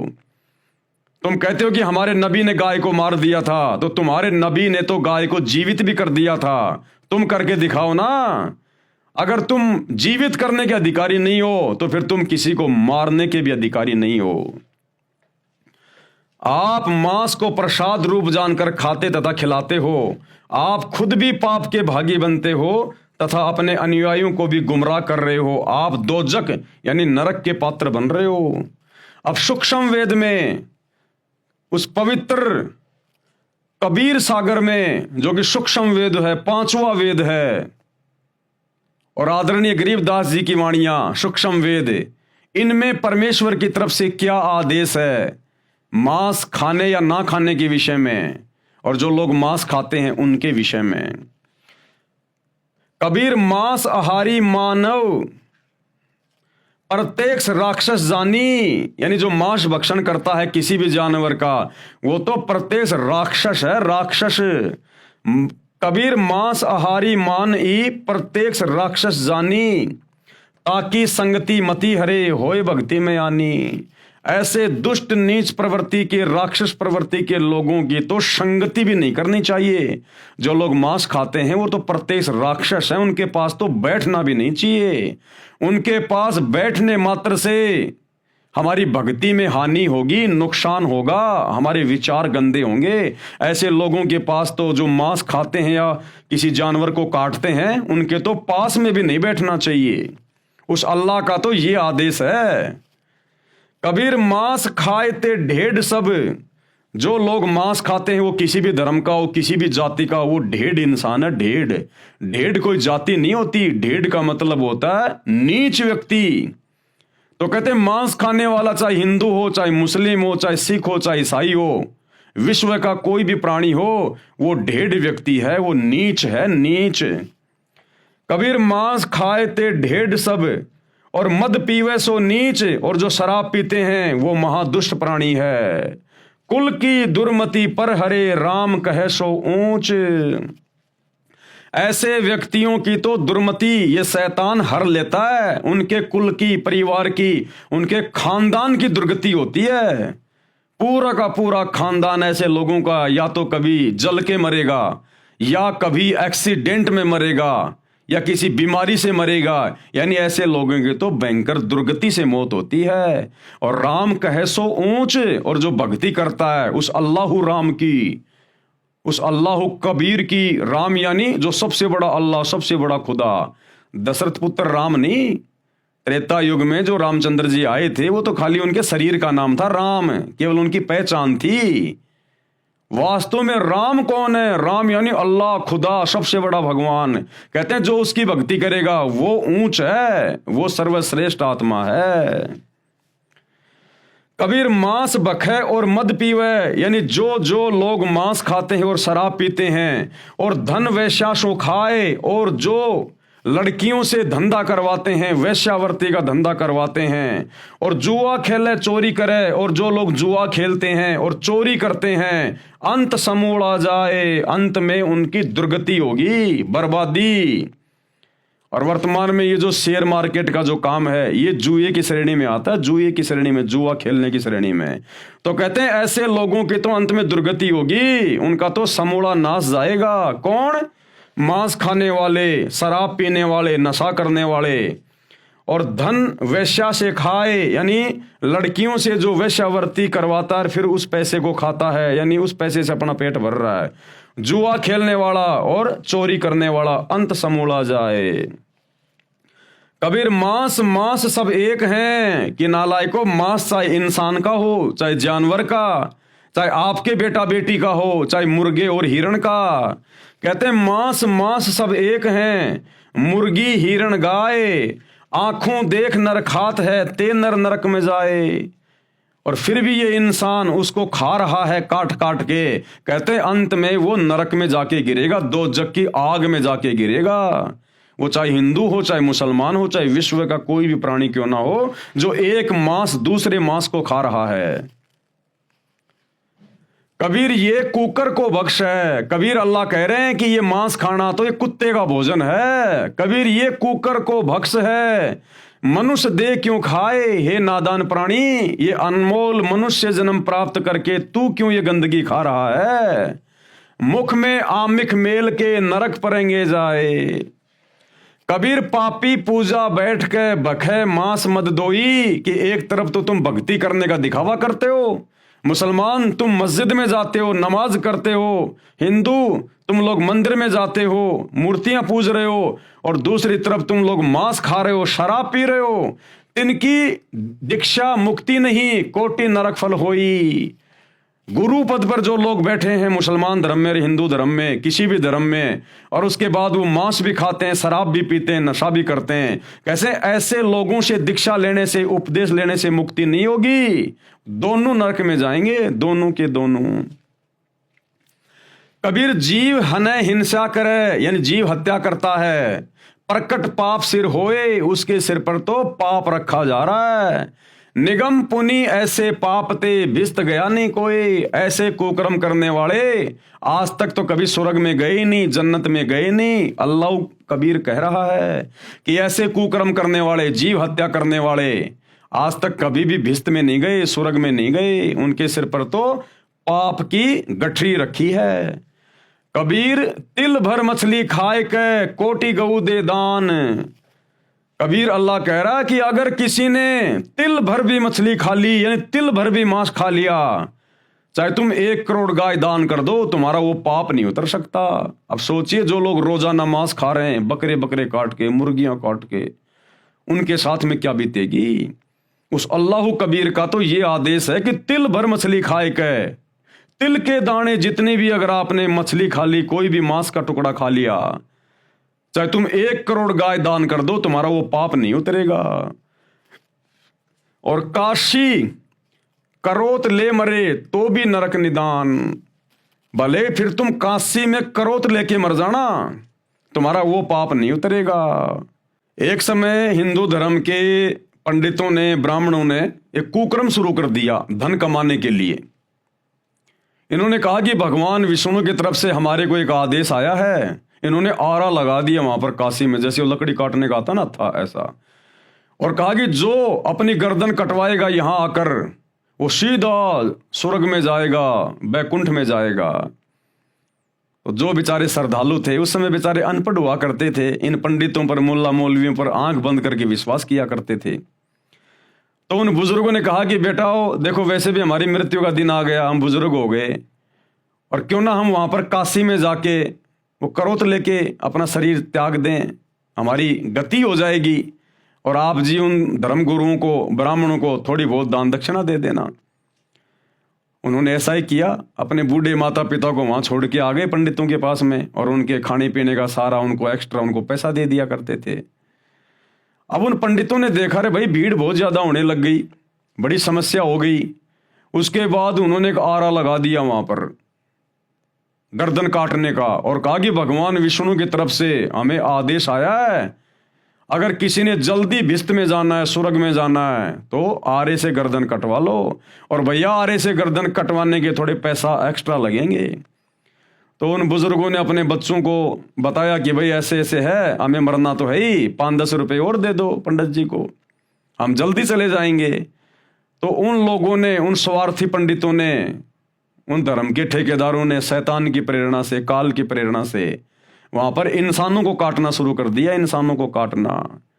तो कबीर परमात्मा कहते हैं अगर तूने तिल भर भी मांस खा लिया, चाहे तू 1 करोड़ दान कर देना गायें, और चाहे तू काशी में जाके वो करोत लेके अपनी गर्दन कटवा के मर जाना, तो भी तेरे को बैकुंठ नहीं मिलेगा, घोर दंड का भागी बनेगा। कबीर तिल भर मछली खाए कह कोटि गऊ दे दान, काशी करोत ले मरे तो भी नरक निदान, नरक में जाएगा। कबीर बकरी पाती खात है ताकि काडी खाल, और जो बकरी को खात है तिनका कौन हवाल। कबीर परमात्मा अल्लाह कबीर मांस खाने के विषय में हम नर और नारियों को चेता रहे हैं कि ए मूर्खो, इस शैतान के प्रभाव में आके जो तुम ये कुकर्म कर रहे हो ना, उस अल्लाह का क्या आदेश है कि बकरी पाती खात है ताकि काडी खाल, कि नादानो विचार करो, बकरी शाकाहारी जानवर होता है, बेचारी घास फूस खा के किसी का दिल नहीं दुखाती, कोई हत्या नहीं करती, बेचारी सारा दिन घास फूस खा के अपना पेट भरती है, और उस बकरी की भी अंत में खाल उतारी जाती है। बकरी पाती खात है यानी वो तो बेचारी घास फूस खा के अपना पेट भर रही है, शाकाहारी है, और उसकी भी अंत में खाल उतारी जाती है, दुर्गति से उसकी मौत होती है। बकरी पाती खात है ताकि काडी खाल, और जो बकरी को खा रहे हैं उनका क्या होगा हवाल। और नालायक, तुम तो मांस खा रहे हो, तुम तो उस बकरी को खा रहे हो, सोचो तुम्हारा अंत में क्या होगा। जब घास फूस खाने वाली बकरी का ये हाल हो रहा है तो बकरी को खाने वालों का क्या हाल होगा। परमात्मा हमें डरा रहे हैं सच्चाई बताकर। तो मुसलमान भाइयों, हिंदू भाइयों, जिस भी धर्म के भाई बहनों जो मांस खाते हैं, विचार कर लेना, इतनी भयंकर सजा मिलेगी परमात्मा के दरबार में जो कुकर्म तुम कर रहे हो। कबीर मुल्ला तुझे करीम का कब आया फरमान, कि हे मुल्ला, हे मौलवी, जो तू मांस काट रहा है ना, प्रसाद बना के बांट रहा है, तुझे उस करीम अल्लाह का, उस दयालु अल्लाह का तुझे कब ये आदेश आया। घट फोड़ा घर घर बांटा साहब का निशान। हे मुल्ला, हे मौलवी, हे काजी, तुझे उस करीम अल्लाह की तरफ से, अल्लाह कबीर की तरफ से कब आदेश आया ये जीव हत्या करने का, जो तू जीव काट काट के, ये कलमा पढ़ पढ़ के तू ये प्रसाद रूप में बांट रहा है। कबीर काजी का बेटा मुआ उर में साल पीर। कबीर परमात्मा कहते हैं, हे काजी, अगर तेरा बेटा मर जाता है तो तेरे हृदय में बहुत ज्यादा पीड़ा होती है, तकलीफ होती है। वह साहब सबका पिता भला न माने वीर, और वो साहब, वो अल्लाह तो सबका पिता है। कि मुल्ला, जब तेरा बेटा मर जाता है तो तुझे कितनी पीड़ा होती है, और वो साहब, वो कबीर अल्लाह तो सबका पिता है, गधे का, सूअर का, बकरी का, भेड़ का, इंसान का। और तू उस कबीर अल्लाह की आत्माओं को काट काट के खा रहा है, उसके बेटा बेटियों को काट काट के खा रहा है, वो कितना दुखी हो रहा होगा। ए मुल्ला, ए मौलवी, ए मांस खाने वालों, तुम्हारे साथ में क्या बीतेगी अंत में। कबीर पीर सबन को एक सी मूर्ख जाने नहीं। कबीर अल्लाह कह रहे हैं कि सबको एक जैसी पीड़ा होती है, चाहे बकरी हो, चाहे चींटी हो, चाहे हाथी हो, चाहे इंसान हो, सबके अंदर आत्मा है, सबका एक जैसा ही शरीर है अंदर, सबको पीड़ा होती है। देखिए, अपने बेटे का कोई नाखून उतार के खा के दिखाए, जो बकरी का गला काट देते हैं, गाय काट देते हैं, सूअर काट देते हैं, उस अल्लाह के बच्चों को मार मार के खा रहे हो। अपने बच्चे की उंगली काट के खा के दिखाओ कोई, तो कहते हैं पीड़ा सबको एक जैसी होती है। वो बकरा बकरी जो कसाई की दुकान पे बंधे होते हैं, और जब दूसरे बकरे को काटा जाता है तो वो देख देख के रोते हैं, वो भयभीत होते हैं, वो कि भाई हमारा भी नंबर आएगा, हमारा भी नंबर आएगा। और जब उनको काटा जाता है तो क्या वो चिल्लाते नहीं, क्या वो तड़पते नहीं है, क्या उनको दर्द नहीं होता है। तो परमेश्वर हमें जगा रहे हैं मूर्खों को जो शैतान के प्रभाव में है। कबीर पीर यानी पीड़ा सभी को एक सी मूर्ख जाने नहीं, लेकिन जो मूर्ख है, जो मंद बुद्धि है, जो शैतान के प्रभाव में है, वो इन बातों को नहीं जान पाता। अपना गला कटाए के क्यों न बसो भिस्त के माही। अगर इसी प्रकार से कलमा पढ़कर अगर किसी की गर्दन काटने से अगर उसको भिस्त में जगह मिल रही है, वो आत्मा अगर जन्नत में जा रही है, तो नालायक अपना खुद का गला क्यों नहीं काट रहा तू। अरे जाना तो तूने भी जन्नत में ही है, भिस्त में ही है। मंदिर मस्जिदों में तुम भी तो धक्के वहीं के लिए खा रहे हो। अगर इसी प्रकार से अगर भिस्त मिलता है, स्वर्ग मिलता है, जन्नत मिलती है, तो नालायक अपना भी गर्दन काट और अपने परिवार की भी काट है। कबीर मुर्गी मुल्ला से कहे जब करत है क्यों ही। वो मुर्गी यानी कोई भी जानवर जब वो काटता है तो वो मुर्गी उस मुल्ला से कह रही है कि मुझे जबरन क्यों मार रहा है, मुझे क्यों मार रहा है, साहब लेखा मांगसी संकट पड़ी है तो ही। अरे वो परमात्मा, वो साहिब, वो अल्लाह जब तू शरीर छोड़ के जाएगा वो हिसाब लेगा कि तूने मेरी आत्माओं को क्यों मारा, तेरे को किसने अधिकार दिया, तूने क्यों मांस खाया। कहते हैं उस समय तेरे लेने के देने पड़ जाएंगे मुल्ला। उस समय क्या जवाब देगा उस दरगाह में, तुमने उस दरगाह का महल नहीं देखा, धर्मराज का तिल तिल का लेखा। तो वो मुर्गी उस मुल्ला से कह रही है कि बेटा वहां तेरे लेने देने पड़ जाएंगे, अल्लाह के सामने तू क्या जवाब देगा फिर। कबीर जोर करी जब है करे, यानी जबरदस्ती करके और तुम उनकी हत्या कर रहे हो, और मुख से कहे हलाल कि हमने तो इनको हलाल कर दिया, हलाल कर दिया। अरे साहब लेखा मांगसी तब होसी कौन हवाल, जब वो परवरदिगार तेरे से लेखा मांगेगा, तेरा हिसाब किताब करेगा, तब वहां पर तेरी कौन रक्षा करेगा, तब तेरा कौन हवाल होगा वहां पर। उस दिन की सोच डर। कबीर जोर किया जुल्म है मांगे जवाब खुदाए, आज जो तुम जोर जबरदस्ती जानवरों को मार रहे हो, काट रहे हो, तुम जुल्म कर रहे हो, वो खुदा तुमसे जवाब मांगेगा। और खालिक दर खूनी बड़ा मार मुही मुंह खाए, उस खालिक यानी उस परवरदिगार के दरबार में, उसके दरगाह में जब तू खूनी हत्यारा वहां पर खड़ा होगा तो वहां पर तू मुंह ऊपर करके बात नहीं कर पाएगा। कबीर गला काट कलमा भरे किया कहे हलाल, साहब लेखा मांगसी तब होसी सवाल जवाब। कबीर गला गुस्सा का काटिए मियाँ कहर को मार, जो पांचों बिस्मिल करे तब पावे दीदार। कि कैसे तुम उस परमात्मा की दीदार करोगे जो ऐसे निकृष्ट कर्म यहां कर रहे हो जीव हत्या करके।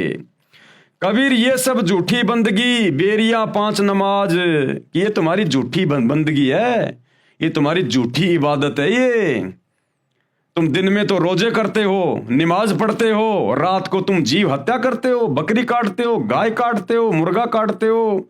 ये क्या बंदगी है तुम्हारी, क्या तुम ये भक्ति कर रहे हो। कबीर ये सब झूठी बंदगी बेरिया पांच नमाज, सांचे ही मारे झूठ पड़ी काजी करे अकाज। कबीर दिन को रोजा रहत है, दिन में तो तुम रोजा कर रहे हो, तुम ये व्रत कर रहे हो, और रात हनत है गाय, और जैसे ही रात्रि होती है तुम जानवर को काट देते हो, गाय को काट देते हो। यह खून वह बंदगी, एक तरफ तो तुम अल्लाह की इबादत कर रहे हो, दूसरी तरफ उसी की आत्मा, उसी की रूह को काट रहे हो। कहूं क्यों खुशी खुदाए।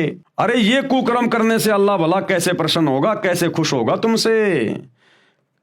कबीरा तेई पीर है जो जाने पर पीर।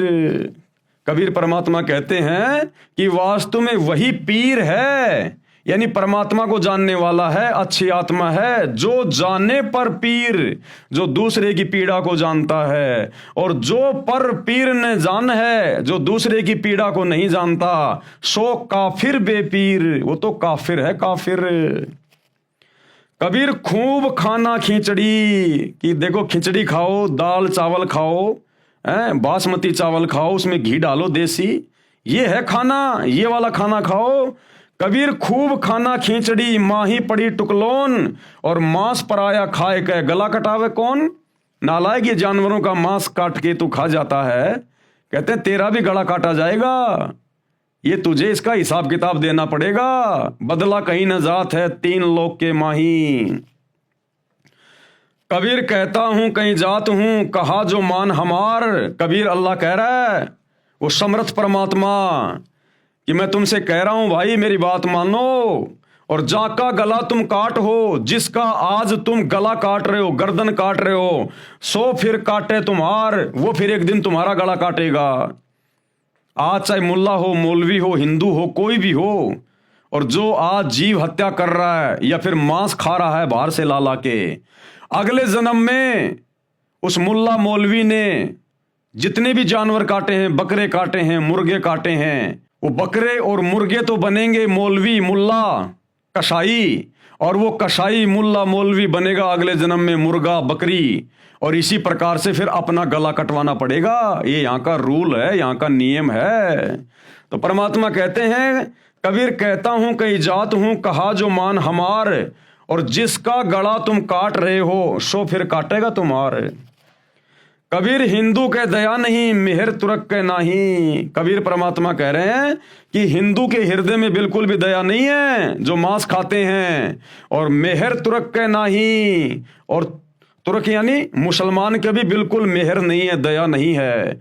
कहे कबीर दोनों गया लख 84 माही। ऐसा कुकर्म करने वाला चाहे हिंदू हो चाहे मुसलमान हो, दोनों 84 लाख योनियों में जाएंगे, गधे कुत्ते बन के अपना कर्म भोगेंगे। कबीर मुसलमान मारे करद से, यानी मुसलमान कहता है हम तो झटके से नहीं मारते, हम तो हलाल करते हैं, धीरे से गला काटते हैं, दर्द नहीं होता। तो कबीर परमात्मा कहते हैं बेटा चाहे धीरे से काट और चाहे झटके से काट, वो आत्मा तो मरी गई। क्या कहते हैं? कबीर मुसलमान मारे करद से और हिंदू मारे तलवार। हिंदू कहते हैं हम तो एक झटके में काट देते हैं, दर्द ही नहीं होने देते।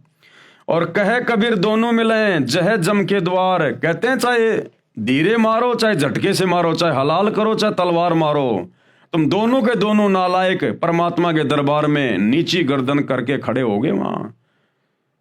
वहां पर तुम्हारे को लेने देने पड़ जाएंगे उस परमात्मा के दरबार में। दोनों कहां मिलेंगे? जम के द्वार। उपरोक्त अमृतवाणी में कबीर खुदा यानी कबीर परमेश्वर ने समझाया है कि जो व्यक्ति मांस खाते हैं, शराब पीते हैं, सत्संग सुनकर भी बुराई नहीं त्यागते, उपदेश प्राप्त नहीं करते, उन्हें तो साक्षात राक्षस जानो, राक्षस। अनजाने में गलती ना जाने किससे हो जाए, यदि वह बुराई करने वाला व्यक्ति सत्संग विचार सुनकर बुराई त्याग कर भगवान की भक्ति करने लग जाता है तो वह नेक आत्मा है। यानी जब तक आपको सतगुरु रामपाल जी परमेश्वर जी का ज्ञान नहीं है, इस सच्चे अल्लाह का ज्ञान नहीं है, जब तक आप इनकी शरण में नहीं आते हैं, तब तक आपने जो भी कुछ किया वो आपने एक प्रकार से अनजाने में किया। यदि आप सतगुरु रामपाल जी की शरण में आ जाते हैं और अपनी सत भक्ति शुरू कर देते हैं, वो कुकर्म छोड़ देते हैं, तो परमेश्वर तुम्हारे पिछले सारे कुकर्मों को माफ कर देगा। ये समर्थ है, और आगे तुम्हें ज्ञान ऐसा दे देगा जिंदगी में तुम कभी चींटी को भी नहीं सताओगे। और भाई यदि तुम सतगुरु रामपाल जी की शरण में आए नहीं और तुमने जितनी भी जीव हत्या की हैं, भैया तुमने फिर अपना वो भोग भोगना पड़ेगा। उतनी बार तुमने वो जानवर बनने पड़ेंगे जितने जानवरों के तुमने गले काटे हैं। वह चाहे किसी भी जाति व धर्म का हो, जो मांस आहार तथा सुरापान त्याग कर यानी नशा करना छोड़कर प्रभु भक्ति नहीं करता, वह तो ढेढ़ यानी नीच व्यक्ति है। मांस खाए ते ढेढ़ सब और मद पीवे सो नीच। चाहे किसी जातीय धर्म का हो, भावार्थ है कि उच्च कर्म करने वाला उच्च है तथा नीच कर्म करने वाला नीच है। जातीय धर्म विशेष में जन्म मात्र से ऊंच नीच नहीं होता। अगर कोई ब्राह्मण ये कहता कि मैं तो ऊंची जाति का हूं, और अगर वो मांस खाता है, शराब पीता है, जुआ खेलता है, चोरी करता है, झूठ बोलता है, तो वो सबसे बड़ा नीच है, सबसे बड़ा नीच है। और जिसको लोग नीच समझते हैं, छोटी जाति वाले, वो अगर ये जीव हत्या करना छोड़कर मांस वगैरह नहीं खाता, शराब नहीं पीता, चोरी जारी नहीं करता और भगवान की भक्ति करता है, तो उस ब्राह्मण से लाख गुना ऊंच है वो, लाख गुना ऊंच। यानी जाति से कोई ऊंचा नीचा नहीं होता, कर्मों से लोग ऊंचे नीचे होते हैं। जाति या धर्म विशेष में जन्म मात्र से ऊंच नीच नहीं होता। जिन भक्तों ने उपदेश ले रखा है, अब देखो भाई और बहनों ध्यान से सुनना, आप और हम जितने भी सतगुरु रामपाल जी परमेश्वर जी के इस अल्लाह कबीर के फॉलोवर हैं, भगत हैं, हमारे लिए परमात्मा कितनी अच्छी शिक्षा दे रहे हैं। क्या कह रहे हैं गुरुदेव? ये जितने भी प्रकार के लोग जो इस प्रकार के कुकर्म कर रहे हैं ना, ये कोई मांस खा रहा है, कोई शराब पी रहा है, कोई बीड़ी पी रहा है, कोई हुक्का पी रहा है, कोई तमाकू पी रहा है, कोई राजनीति कर रहा है, हमें गुरुदेव भगवान ने, अल्लाह कबीर ने ऐसे लोगों के पास में बैठने से भी मना किया है। क्या कह रहे हैं? जिन साधकों ने यानी भक्तों ने उपदेश ले रखा है, उन्हें उपरोक्त प्रकार के बुराई करने वालों के पास नहीं बैठना चाहिए, जिससे आपकी भक्ति में बाधा पड़ेगी। अब बताओ भाई, सतलोक आश्रमों से जुड़े हुए भाई बंधु, गुरुदेव का परिवार, उनके बेटा बेटी, भाई बंधु, रिश्तेदार, अब बताओ इन लोगों ने आनंदपाल जैसे गुंडों की सीबीआई जांच करवाई, उनके साथ में बैठे, उनके धरनों पर, उनकी रैलियों में। हरियाणा के जाट आरक्षण में लाखों भक्तों को जाटों के धरने पे बैठाया, करोड़ों रुपया भक्तों का चंदे के रूप में दिया। अब बताओ भाई और बहनों, गुरुदेव के दोनों लड़के जाट महासभा में जाके जाटों की धर्मशाला का उद्घाटन कर रहे हैं, नेताओं के साथ बैठ के खा रहे हैं, पी रहे हैं। अरे वो तो जगत के लोग हैं भैया, वो तो मांस भी खाते हैं, शराब भी पीते हैं। उक्का तो हरियाणा के जाटों का कभी बंदी नहीं होता। और गुरुदेव मना कर रहे हैं कि भक्तों ने ऐसे लोगों के पास में बैठना ही नहीं चाहिए जो मांस खाते हैं, शराब पीते हैं, तम्बाकू पीते हैं, नहीं तो तुम्हारी भक्ति बिगड़ेगी। ये आदेश हो गया भगवान का। तो सोचिए आप और हम सत्सेवक भाई बहन जिनको गुरुदेव ने साथ संगति से जोड़ दिया, हम तो ऐसे लोगों की शक्ल देखना भी पसंद नहीं करते। और गुरुदेव का परिवार और ये लाखों की संगत जो आश्रमों से जुड़ी है, ये नादानी में ऐसे जगत वाले लोगों की गोद में जाके बैठ रही है। तो सोचिए कितने बड़े पापी हैं ये लोग, अपने गुरु की अवहेलना कर रहे हैं, उनके वचन की अवहेलना कर रहे हैं, कादिर कबीर परमेश्वर के वचन की अवहेलना कर रहे हैं। क्या बीतेगी इनके साथ में। जिन भक्तों ने उपदेश ले रखा है उन्हें उपरोक्त प्रकार के बुराई करने वालों के पास नहीं बैठना चाहिए, जिससे आपकी भक्ति में बाधा पड़ेगी। जो व्यक्ति मांस भक्षण करते हैं, शराब पीते हैं, जो स्त्री वैश्यावर्ती करती है तथा जो व्यक्ति उससे व्यवसाय करवाकर वैश्या से धन प्राप्त करते हैं और जुआ खेलते हैं तथा चोरी करते हैं, समझाने से भी नहीं मानते, वह तो महापाप के भागी हैं तथा घोर नरक में गिरेंगे। मांस चाहे गाय, हिरण तथा मुर्गी आदि आदि किसी भी प्राणी का है, जो व्यक्ति मांस खाते हैं वे नरक के भागी हैं। जो व्यक्ति अनजाने में मांस खाते हैं, जैसे आप किसी रिश्तेदारी में गए, आपको पता ही नहीं लगा कि सब्जी है या मांस, आपने खा लिया, तो आपको दोष नहीं है, परंतु आगे से अति सावधान रहना है। अगर धोखे से अगर किसी भगत को या किसी व्यक्ति को अगर कोई मांस खिला दे सब्जी के बहाने, या किसी कोल्ड ड्रिंक में शराब डाल के पिला दे, बियर डाल के पिला दे धोखे से, और यदि आपने मांस खा लिया, वो शराब पी ली, यदि आपने धोखे से, भले आपने सतगुरु रामपाल जी से उपदेश ले रखा है, और यदि आपके साथ में किसी ने धोखा कर दिया इस प्रकार से, तो आपकी मर्यादा खंडित नहीं है, आपका नाम खंडित नहीं है। लेकिन आगे से उन लोगों की, उन दुष्टों की शक्ल भी नहीं देखनी हमने। आगे से हमने अति सावधान रहना है, अति सावधान। तो परमात्मा हमें भी कुछ सावधानियां बता रहे हैं। तो आपको दोष नहीं है, परंतु आगे से अति सावधान रहना है। जो व्यक्ति आंखों देखकर भी खा जाते हैं वे दोषी हैं। और जिनको पता है कि सामने तेरे मांस परोसा जा रहा है, तेरे सामने ये बियर की बोतल ला के रख दी और उनके साथ बैठ के खा रहा पी रहा है, वो परमात्मा के दोषी हैं। जो व्यक्ति आंखों देखकर भी खा जाते हैं वे दोषी हैं। ये मांस तो कुत्ते का आहार है, ये तो कुत्ते का भोजन है, मनुष्य शरीरधारी के लिए वर्जित है, यानी मना है। जो गुरुजन मांस भक्षण करते हैं तथा शराब पीते हैं, उनसे नाम दीक्षा प्राप्त करने वालों की मुक्ति नहीं होती, अपितु महान नरक के भागी होंगे। जो व्यक्ति जीव हिंसा करते हैं, चाहे गाय, सुअर, बकरी, मुर्गी, मनुष्य आदि किसी भी प्राणी को स्वार्थवश मारते हैं, वे महापापी हैं। भले ही जिन्होंने पूर्ण संत से पूर्ण परमात्मा का उपदेश भी प्राप्त है, वे कभी मुक्ति प्राप्त नहीं कर सकते। जरा सा यानी तिल के समान भी मांस खाकर भक्ति करता है, चाहे करोड़ गाय दान भी करता है, उस भगत की साधना भी व्यर्थ है। मांस आहारी व्यक्ति चाहे काशी में क्रोध से गर्दन छेदन भी करवा ले, वह भी नरक में जाएगा। नोट, अब ये काशी में एक क्रोध का सिस्टम क्या था, गुरुदेव बता रहे हैं। काशी बनारस के हिंदुओं के स्वार्थी गुरुओं ने भगत समाज में भ्रम फैला रखा था कि जो काशी में मरता है वह स्वर्ग जाता है। अधिक भीड़ होने लगी, तब एक और घातक योजना बनाई। उसके तहत कहा कि जो जल्दी स्वर्ग जाना चाहता है उसके लिए गंगा पर एक करोत भगवान का भेजा हुआ आता है, उससे गर्दन कटवाने वालों के लिए स्वर्ग के दरवाजे खुले रहते हैं। उन स्वार्थी गुरुजनों ने मनुष्य हत्या के लिए एक हत्था खोल दिया। श्रद्धालु भक्तों ने आत्म कल्याण के लिए वहां गर्दन कटवाना भी स्वीकार कर लिया, परंतु ज्ञानहीन गुरुओं के द्वारा बताई साधना से भी कोई लाभ नहीं होता। इसलिए कहा है कि मांस खाने वाला चाहे कितनी भी भक्ति तथा पुण्य व दान तथा बलिदान करे, उसका कोई लाभ नहीं।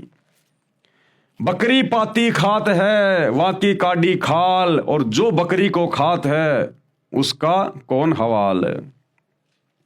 बकरी जो आपने मार डाली वह तो घास फूस पत्ते आदि खाकर पेट भर रही थी।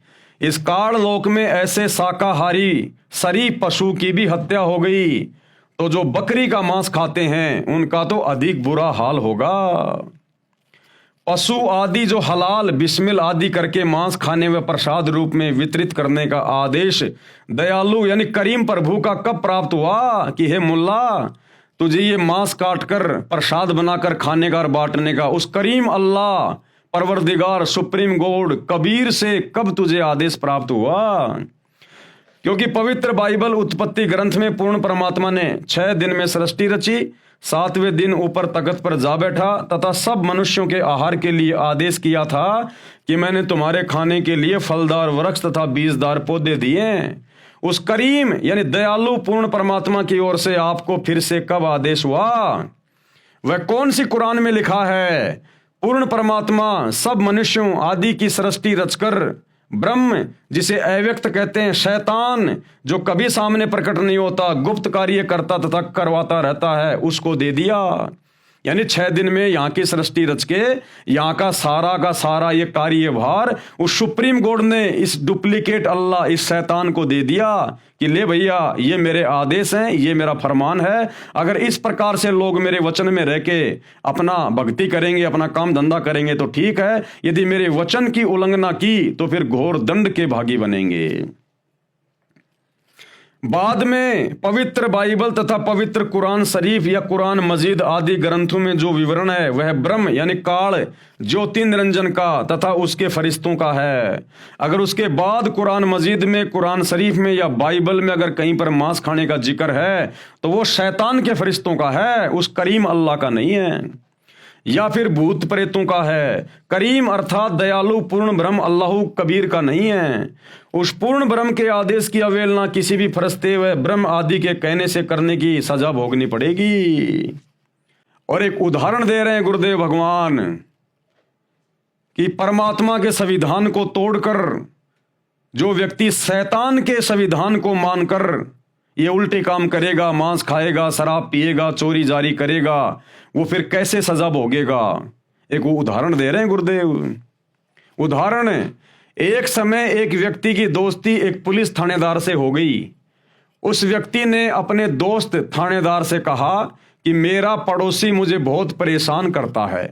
थानेदार यानी एसएचओ ने कहा कि मार लठ, मैं आप निपट लूंगा।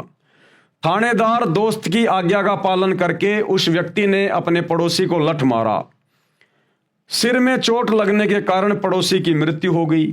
उसी क्षेत्र का अधिकारी होने के कारण वह थाना प्रभारी अपने दोस्त को पकड़ कर लाया और कैद में डाल दिया तथा उस व्यक्ति को मृत्यु दंड मिला।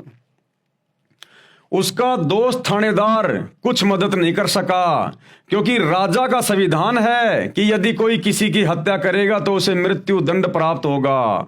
उस नादान व्यक्ति ने अपने मित्र दरोगा की आज्ञा मानकर राजा का संविधान भंग कर दिया, जिससे जीवन से हाथ धो बैठा। यानी राजा का भारतीय संविधान है, अगर कोई किसी की हत्या करेगा तो उसको मृत्यु दंड मिलेगा। लेकिन उस व्यक्ति ने अपने दोस्त थानेदार के कहने से अपने पड़ोसी के सिर में लठ मार दिया और उसकी मृत्यु हो गई। और उसके बाद राजा के संविधान अनुसार वही थानेदार जो उसी क्षेत्र का था अपने दोस्त को पकड़ के लेके आया और राजा के संविधान के अनुसार उसको जेल में डाला, उसको मृत्यु दंड की सजा हुई। फिर तो गुरुदेव समझाना चाहते हैं कि उस पूर्ण परमात्मा राजा कबीर अल्लाह का संविधान है जो 6 दिन में सृष्टि रची। उन्होंने जो भी नियम बनाए कि मांस नहीं खाना, अगर मांस खाओगे तो ये दंड मिलेगा, नशा करोगे तो ये दंड मिलेगा। अब यदि उस परमात्मा के बाद कोई इस डुप्लीकेट अल्लाह, इस डुप्लीकेट खुदा, इस शैतान यानी काल की आज्ञा मानकर या उनके फरिश्तों की आज्ञा मानकर अब यदि कोई मांस खाता है, शराब पीता है, 2 नंबर के काम करता है, तो भैया वो कबीर अल्लाह की तरफ से दंड का भागी है, दंड का भागी। ठीक इसी प्रकार पूर्ण परमात्मा की आज्ञा की अवहेलना करने वाला पाप का भागी होगा, क्योंकि कुरान शरीफ और कुरान मजीद का ज्ञान ब्रह्म यानी शैतान ज्योति निरंजन जिसे आप अव्यक्त कहते हो, यानी जो दिखाई नहीं देता, उसका दिया हुआ है। इसमें उसी का आदेश है तथा पवित्र बाइबल में केवल उत्पत्ति ग्रंथ के प्रारंभ में पूर्ण प्रभु का आदेश है। पवित्र बाइबल में हजरत आदम तथा उसकी पत्नी हवा को उस पूर्ण परमात्मा ने बनाया। बाबा आदम की वंशज संतान हजरत इजराइल, राजा दाऊद, हजरत मूसा, हजरत ईसा तथा हजरत मोहम्मद आदि को माना है। पूर्ण परमात्मा तो 6 दिन में सृष्टि रचकर तख्त पर विराजमान हो गया। उसके बाद सभी कतेबों का यानी उन पुस्तकों का ज्ञान, कुरान शरीफ आदि का ज्ञान इस ब्रह्म यानी काल ज्योति निरंजन यानी शैतान का प्रदान किया हुआ है। पवित्र कुरान का ज्ञान दाता स्वयं कहता है, यानी वो शैतान स्वयं कहता है कि पूर्ण परमात्मा जिसे करीम अल्लाह कहा जाता है उसका नाम कबीर है, वही पूजा के योग्य है। उसके तत्व ज्ञान व भक्ति विधि को किसी बाखबर यानी तत्वदर्शी संत से पता करो। इससे सिद्ध है कि जो ज्ञान कुरान शरीफ आदि का है वह पूर्ण प्रभु का नहीं है। जब काजी के पुत्र की मृत्यु हो जाती है तो काजी को कितना कष्ट होता है। पूर्ण ब्रह्म अल्लाह कबीर सबका पिता है, उसके प्राणियों को मारने वाले से अल्लाह खुश नहीं होता। दर्द सबको एक जैसा ही होता है। यदि बकरे आदि का गला काटकर हलाल किया कहते हो तो काजी तथा मुल्ला अपना गला छेदन करके हलाल किया क्यों नहीं कहते? यानी अपनी जान प्रिय लगती है, क्या बकरे को अपनी जान प्रिय नहीं है? जिस समय बकरी को मुल्ला मारता है तो वह बेजुबान प्राणी आंखों में आंसू भरकर म्या म्या करके समझाना चाहता है कि हे मुल्ला, मुझे मारकर पाप का भागी मत बन। जब परमेश्वर के घर न्याय अनुसार लेखा किया जाएगा उस समय तुझे बहुत संकट का सामना करना पड़ेगा।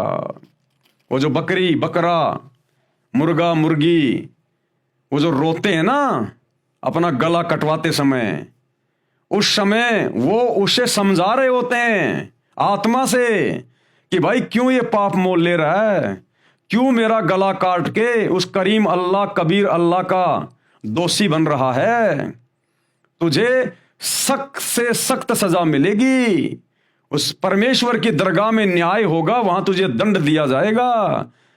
अरे मैं भी उसी की आत्मा हूं, उसी का बच्चा हूं, और मुल्ला तू भी उसी का बच्चा है। हम तो आपस में भाई बहन हैं। ये तो हमारे ये कर्म इतने बिगड़ गए, कभी तू बकरा बनता, कभी मैं बकरा बनता हूं। भाई तू ये गंदा काम ना कर। हमारा पिता जो सबका न्याय करता है, भाई वहां पर तू मुंह लटका के खड़ा होगा, तुझे घोर सजा मिलेगी। वो म्या म्या करने का मतलब होता है उस समय वो शिक्षा दे रहा होता है आत्मा से। तो भाई देख लो, बहुत बुरी बनेगी। उस समय तुझे बहुत संकट का सामना करना पड़ेगा।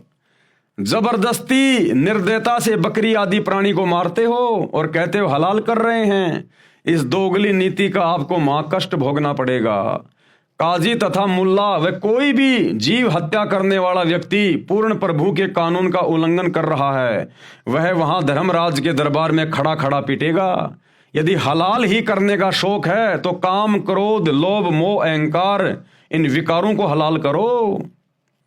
5 समय नमाज भी पढ़ते हो तथा रमजान के महीने में दिन में रोजे यानी व्रत भी रखते हो और शाम को गाय, बकरी, मुर्गी आदि को मारकर मांस खाते हो। एक तरफ तो परमात्मा की बंदगी करते हो, दूसरी ओर उसी के प्राणियों की हत्या करते हो। ऐसे प्रभु कैसे खुश होगा? अर्थात आप स्वयं भी पाप के भागी हो रहे हो तथा अनुयायियों यानी साबाओं को भी गुमराह करके दोषी होकर जहन्नुम में गिरोगे। कबीर परमेश्वर कह रहे हैं कि हे काजी, हे मुल्ला, आप पीर यानी गुरु भी कहलाते हो। अरे पीर तो वो होता है जो दूसरे के दुख यानी पीड़ा को समझे, उसे संकट में गिरने से बचाए, किसी को कष्ट ना पहुंचाए। जो दूसरे के दुख में दुखी नहीं होता वह तो काफिर है यानी बेपीर है, निर्दयी है। वह पीर यानी गुरु कहलाने के योग्य नहीं है। उत्तम खाना नमकीन खिचड़ी है, उसे खाओ। दूसरे का गला काटने वाले को उसका बदला देना पड़ता है। ये जानकर समझदार व्यक्ति प्रतिफल में अपना गला नहीं कटाता। दोनों ही धर्मों के मार्गदर्शक यानी गुरु निर्दयी हो चुके हैं। हिंदुओं के गुरु कहते हैं कि हम तो एक झटके से बकरी आदि का गला छेदन करते हैं जिससे प्राणी को कष्ट नहीं होता, इसलिए हम दोषी नहीं हैं। तो फिर काटो अपने बेटा बेटी की गर्दन झटके से अगर दर्द नहीं होता है तो। तथा मुसलमान धर्म के मार्गदर्शक यानी गुरु मुल्ला मौलवी कहते हैं हम धीरे धीरे हलाल करते हैं जिस कारण हम दोषी नहीं हैं। परमात्मा कबीर साहिब जी ने कहा यदि आपका तथा आपके परिवार के सदस्यों का गला किसी भी विधि से काटा जाए तो आपको कैसा लगेगा। बात करते हैं पुण्य की और करते हैं घोर अधर्म, दोनों दीन नरक में पड़ी कुछ तो करो शर्म। कबीर परमेश्वर ने कहा हम मोहम्मद को शतलोक ले गया, इच्छा रूप वहां नहीं रही हो। कि मैं हजरत मोहम्मद को जब वो काबा में गया हुआ था हज करने के लिए, तब मैं उसको जिंदा बाबा के रूप में मिला था और उसको अपने शतलोक में लेकर गया था, लेकिन वो वहां नहीं रुका। हम मोहम्मद को शतलोक ले गया, इच्छा रूप वहां नहीं रही हो। उलट मोहम्मद महल पठाया, गुज बीरज एक कलमा लाया। तो परमेश्वर कबीर अल्लाह ने कहा कि मैंने वापस हजरत मोहम्मद को महल यानी उसके शरीर में छोड़ दी उसकी आत्मा, और गुज बीरज एक कलमा लाया, और वहां मैंने उसको एक कलमा दिया था, अल्लाहु कबीर कि तू ये नाम जाप किया कर। रोजा बंग निमाज दई रे, मैंने हजरत मोहम्मद को रोजा रखने के लिए कहा था, बंग के लिए कहा था और निमाज पढ़ने के लिए कहा था, और बिस्मिल की नहीं बात कही रे, ये जीव हत्या करने का मैंने कोई आदेश नहीं दिया। भावार्थ नबी मोहम्मद को मैं कबीर अल्लाह शतलोक लेकर गया था, परंतु वहां न रहने की इच्छा व्यक्त की, वापस मोहम्मद जी को शरीर में भेज दिया। नबी मोहम्मद जी को काल ब्रह्म से पर्दे के पीछे से जो आदेश मिला था, उस आदेश में काल ने भी रोजा बंग, ऊंची आवाज में प्रभु स्तुति करना तथा 5 समय की नमाज करना तो कहा था, परंतु गाय आदि प्राणियों को बिस्मिल करने यानी मारने को नहीं कहा। कुरान में बाद में फरिश्ते का आदेश लिखा है जो कि महापाप है।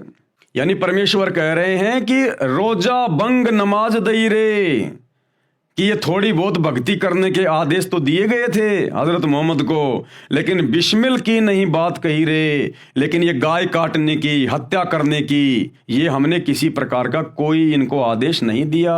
ये तो शैतान ने और उसके फरिश्तों ने फिर ये आदेश आगे मुसलमान धर्म में दिया है। तो भाई जो लोग मांस खाते हैं ये उल्टे कर्म कर रहे हैं, जीव हत्या कर रहे हैं, और सच्चे खुदा की सच्ची इबादत ना करके इस डुप्लीकेट अल्लाह को, शैतान को ही अपना खुदा मान के जो मुसलमान भाई अपनी इबादत कर रहे हैं, भाई परमात्मा के दोषी बन रहे हो। परमात्मा के ये उस मालिक का संविधान धीरे धीरे आप लोगों की आंखों के सामने आ रहा है। ये मेरे वीडियो केवल आप लोगों तक जानकारी पहुंचाने के लिए हैं, बाकी आपको विशेष जानकारी आपको सतगुरु रामपाल जी के सत्संगों से प्राप्त होगी। आपकी आत्मा पे विशेष चोट लगेगी, प्रभाव पड़ेगा, आपका हृदय परिवर्तित होगा जब आप सतगुरु रामपाल जी के मुख कमल से उनके सत्संग सुनना शुरू करोगे। ये हमारे द्वारा वीडियो बनाना तो केवल एक नॉलेज मात्र है, एक संदेशा है आप लोगों तक पहुंचा रहे हैं कि आप लोग सतगुरु रामपाल जी के सत्संग सुनना शुरू करें। आगे भाई और बहनों, कल हम देखेंगे पवित्र ग्रंथ कुरान में प्रवेश से पहले ये जो 6 वीडियो बने हैं, ये 6 वीडियो तो एकमात्र भूमिका बनी है, भूमिका मुसलमान भाइयों को समझाने के लिए कि तुम्हारी कुरान शरीफ क्या कहती है, बाइबल क्या कहती है, कुरान मजीद क्या कहती है, अल्लाह कौन है, शैतान कौन है, मांस खाने का आदेश अल्लाह का है या शैतान का है, सच्ची भक्ति क्या है, सच्ची इबादत क्या है। ये केवल एक भूमिका बनी है अभी तक जो 6 वीडियो बने हैं। कल जो 7वां वीडियो आप देखेंगे रात्रि 8 बजे, तो परमेश्वर कह रहे हैं पवित्र ग्रंथ कुरान में प्रवेश करने से पहले ये आगे का जो ज्ञान है मुसलमान धर्म की पुस्तकों का, ये कल से शुरू होगा, कल से। तो सभी भाई बहन कल रात्रि 8 बजे दास के Facebook page Pawan Das is live के ऊपर लाइव जुड़ें तब तक गुरुदेव भगवान हम सबको आज्ञा दें, इजाजत दें, सद्बुद्धि दें, आशीर्वाद दें। बंदी छोड़ अल्लाहु कबीर, सतगुरु रामपाल जी परमेश्वर की जय हो।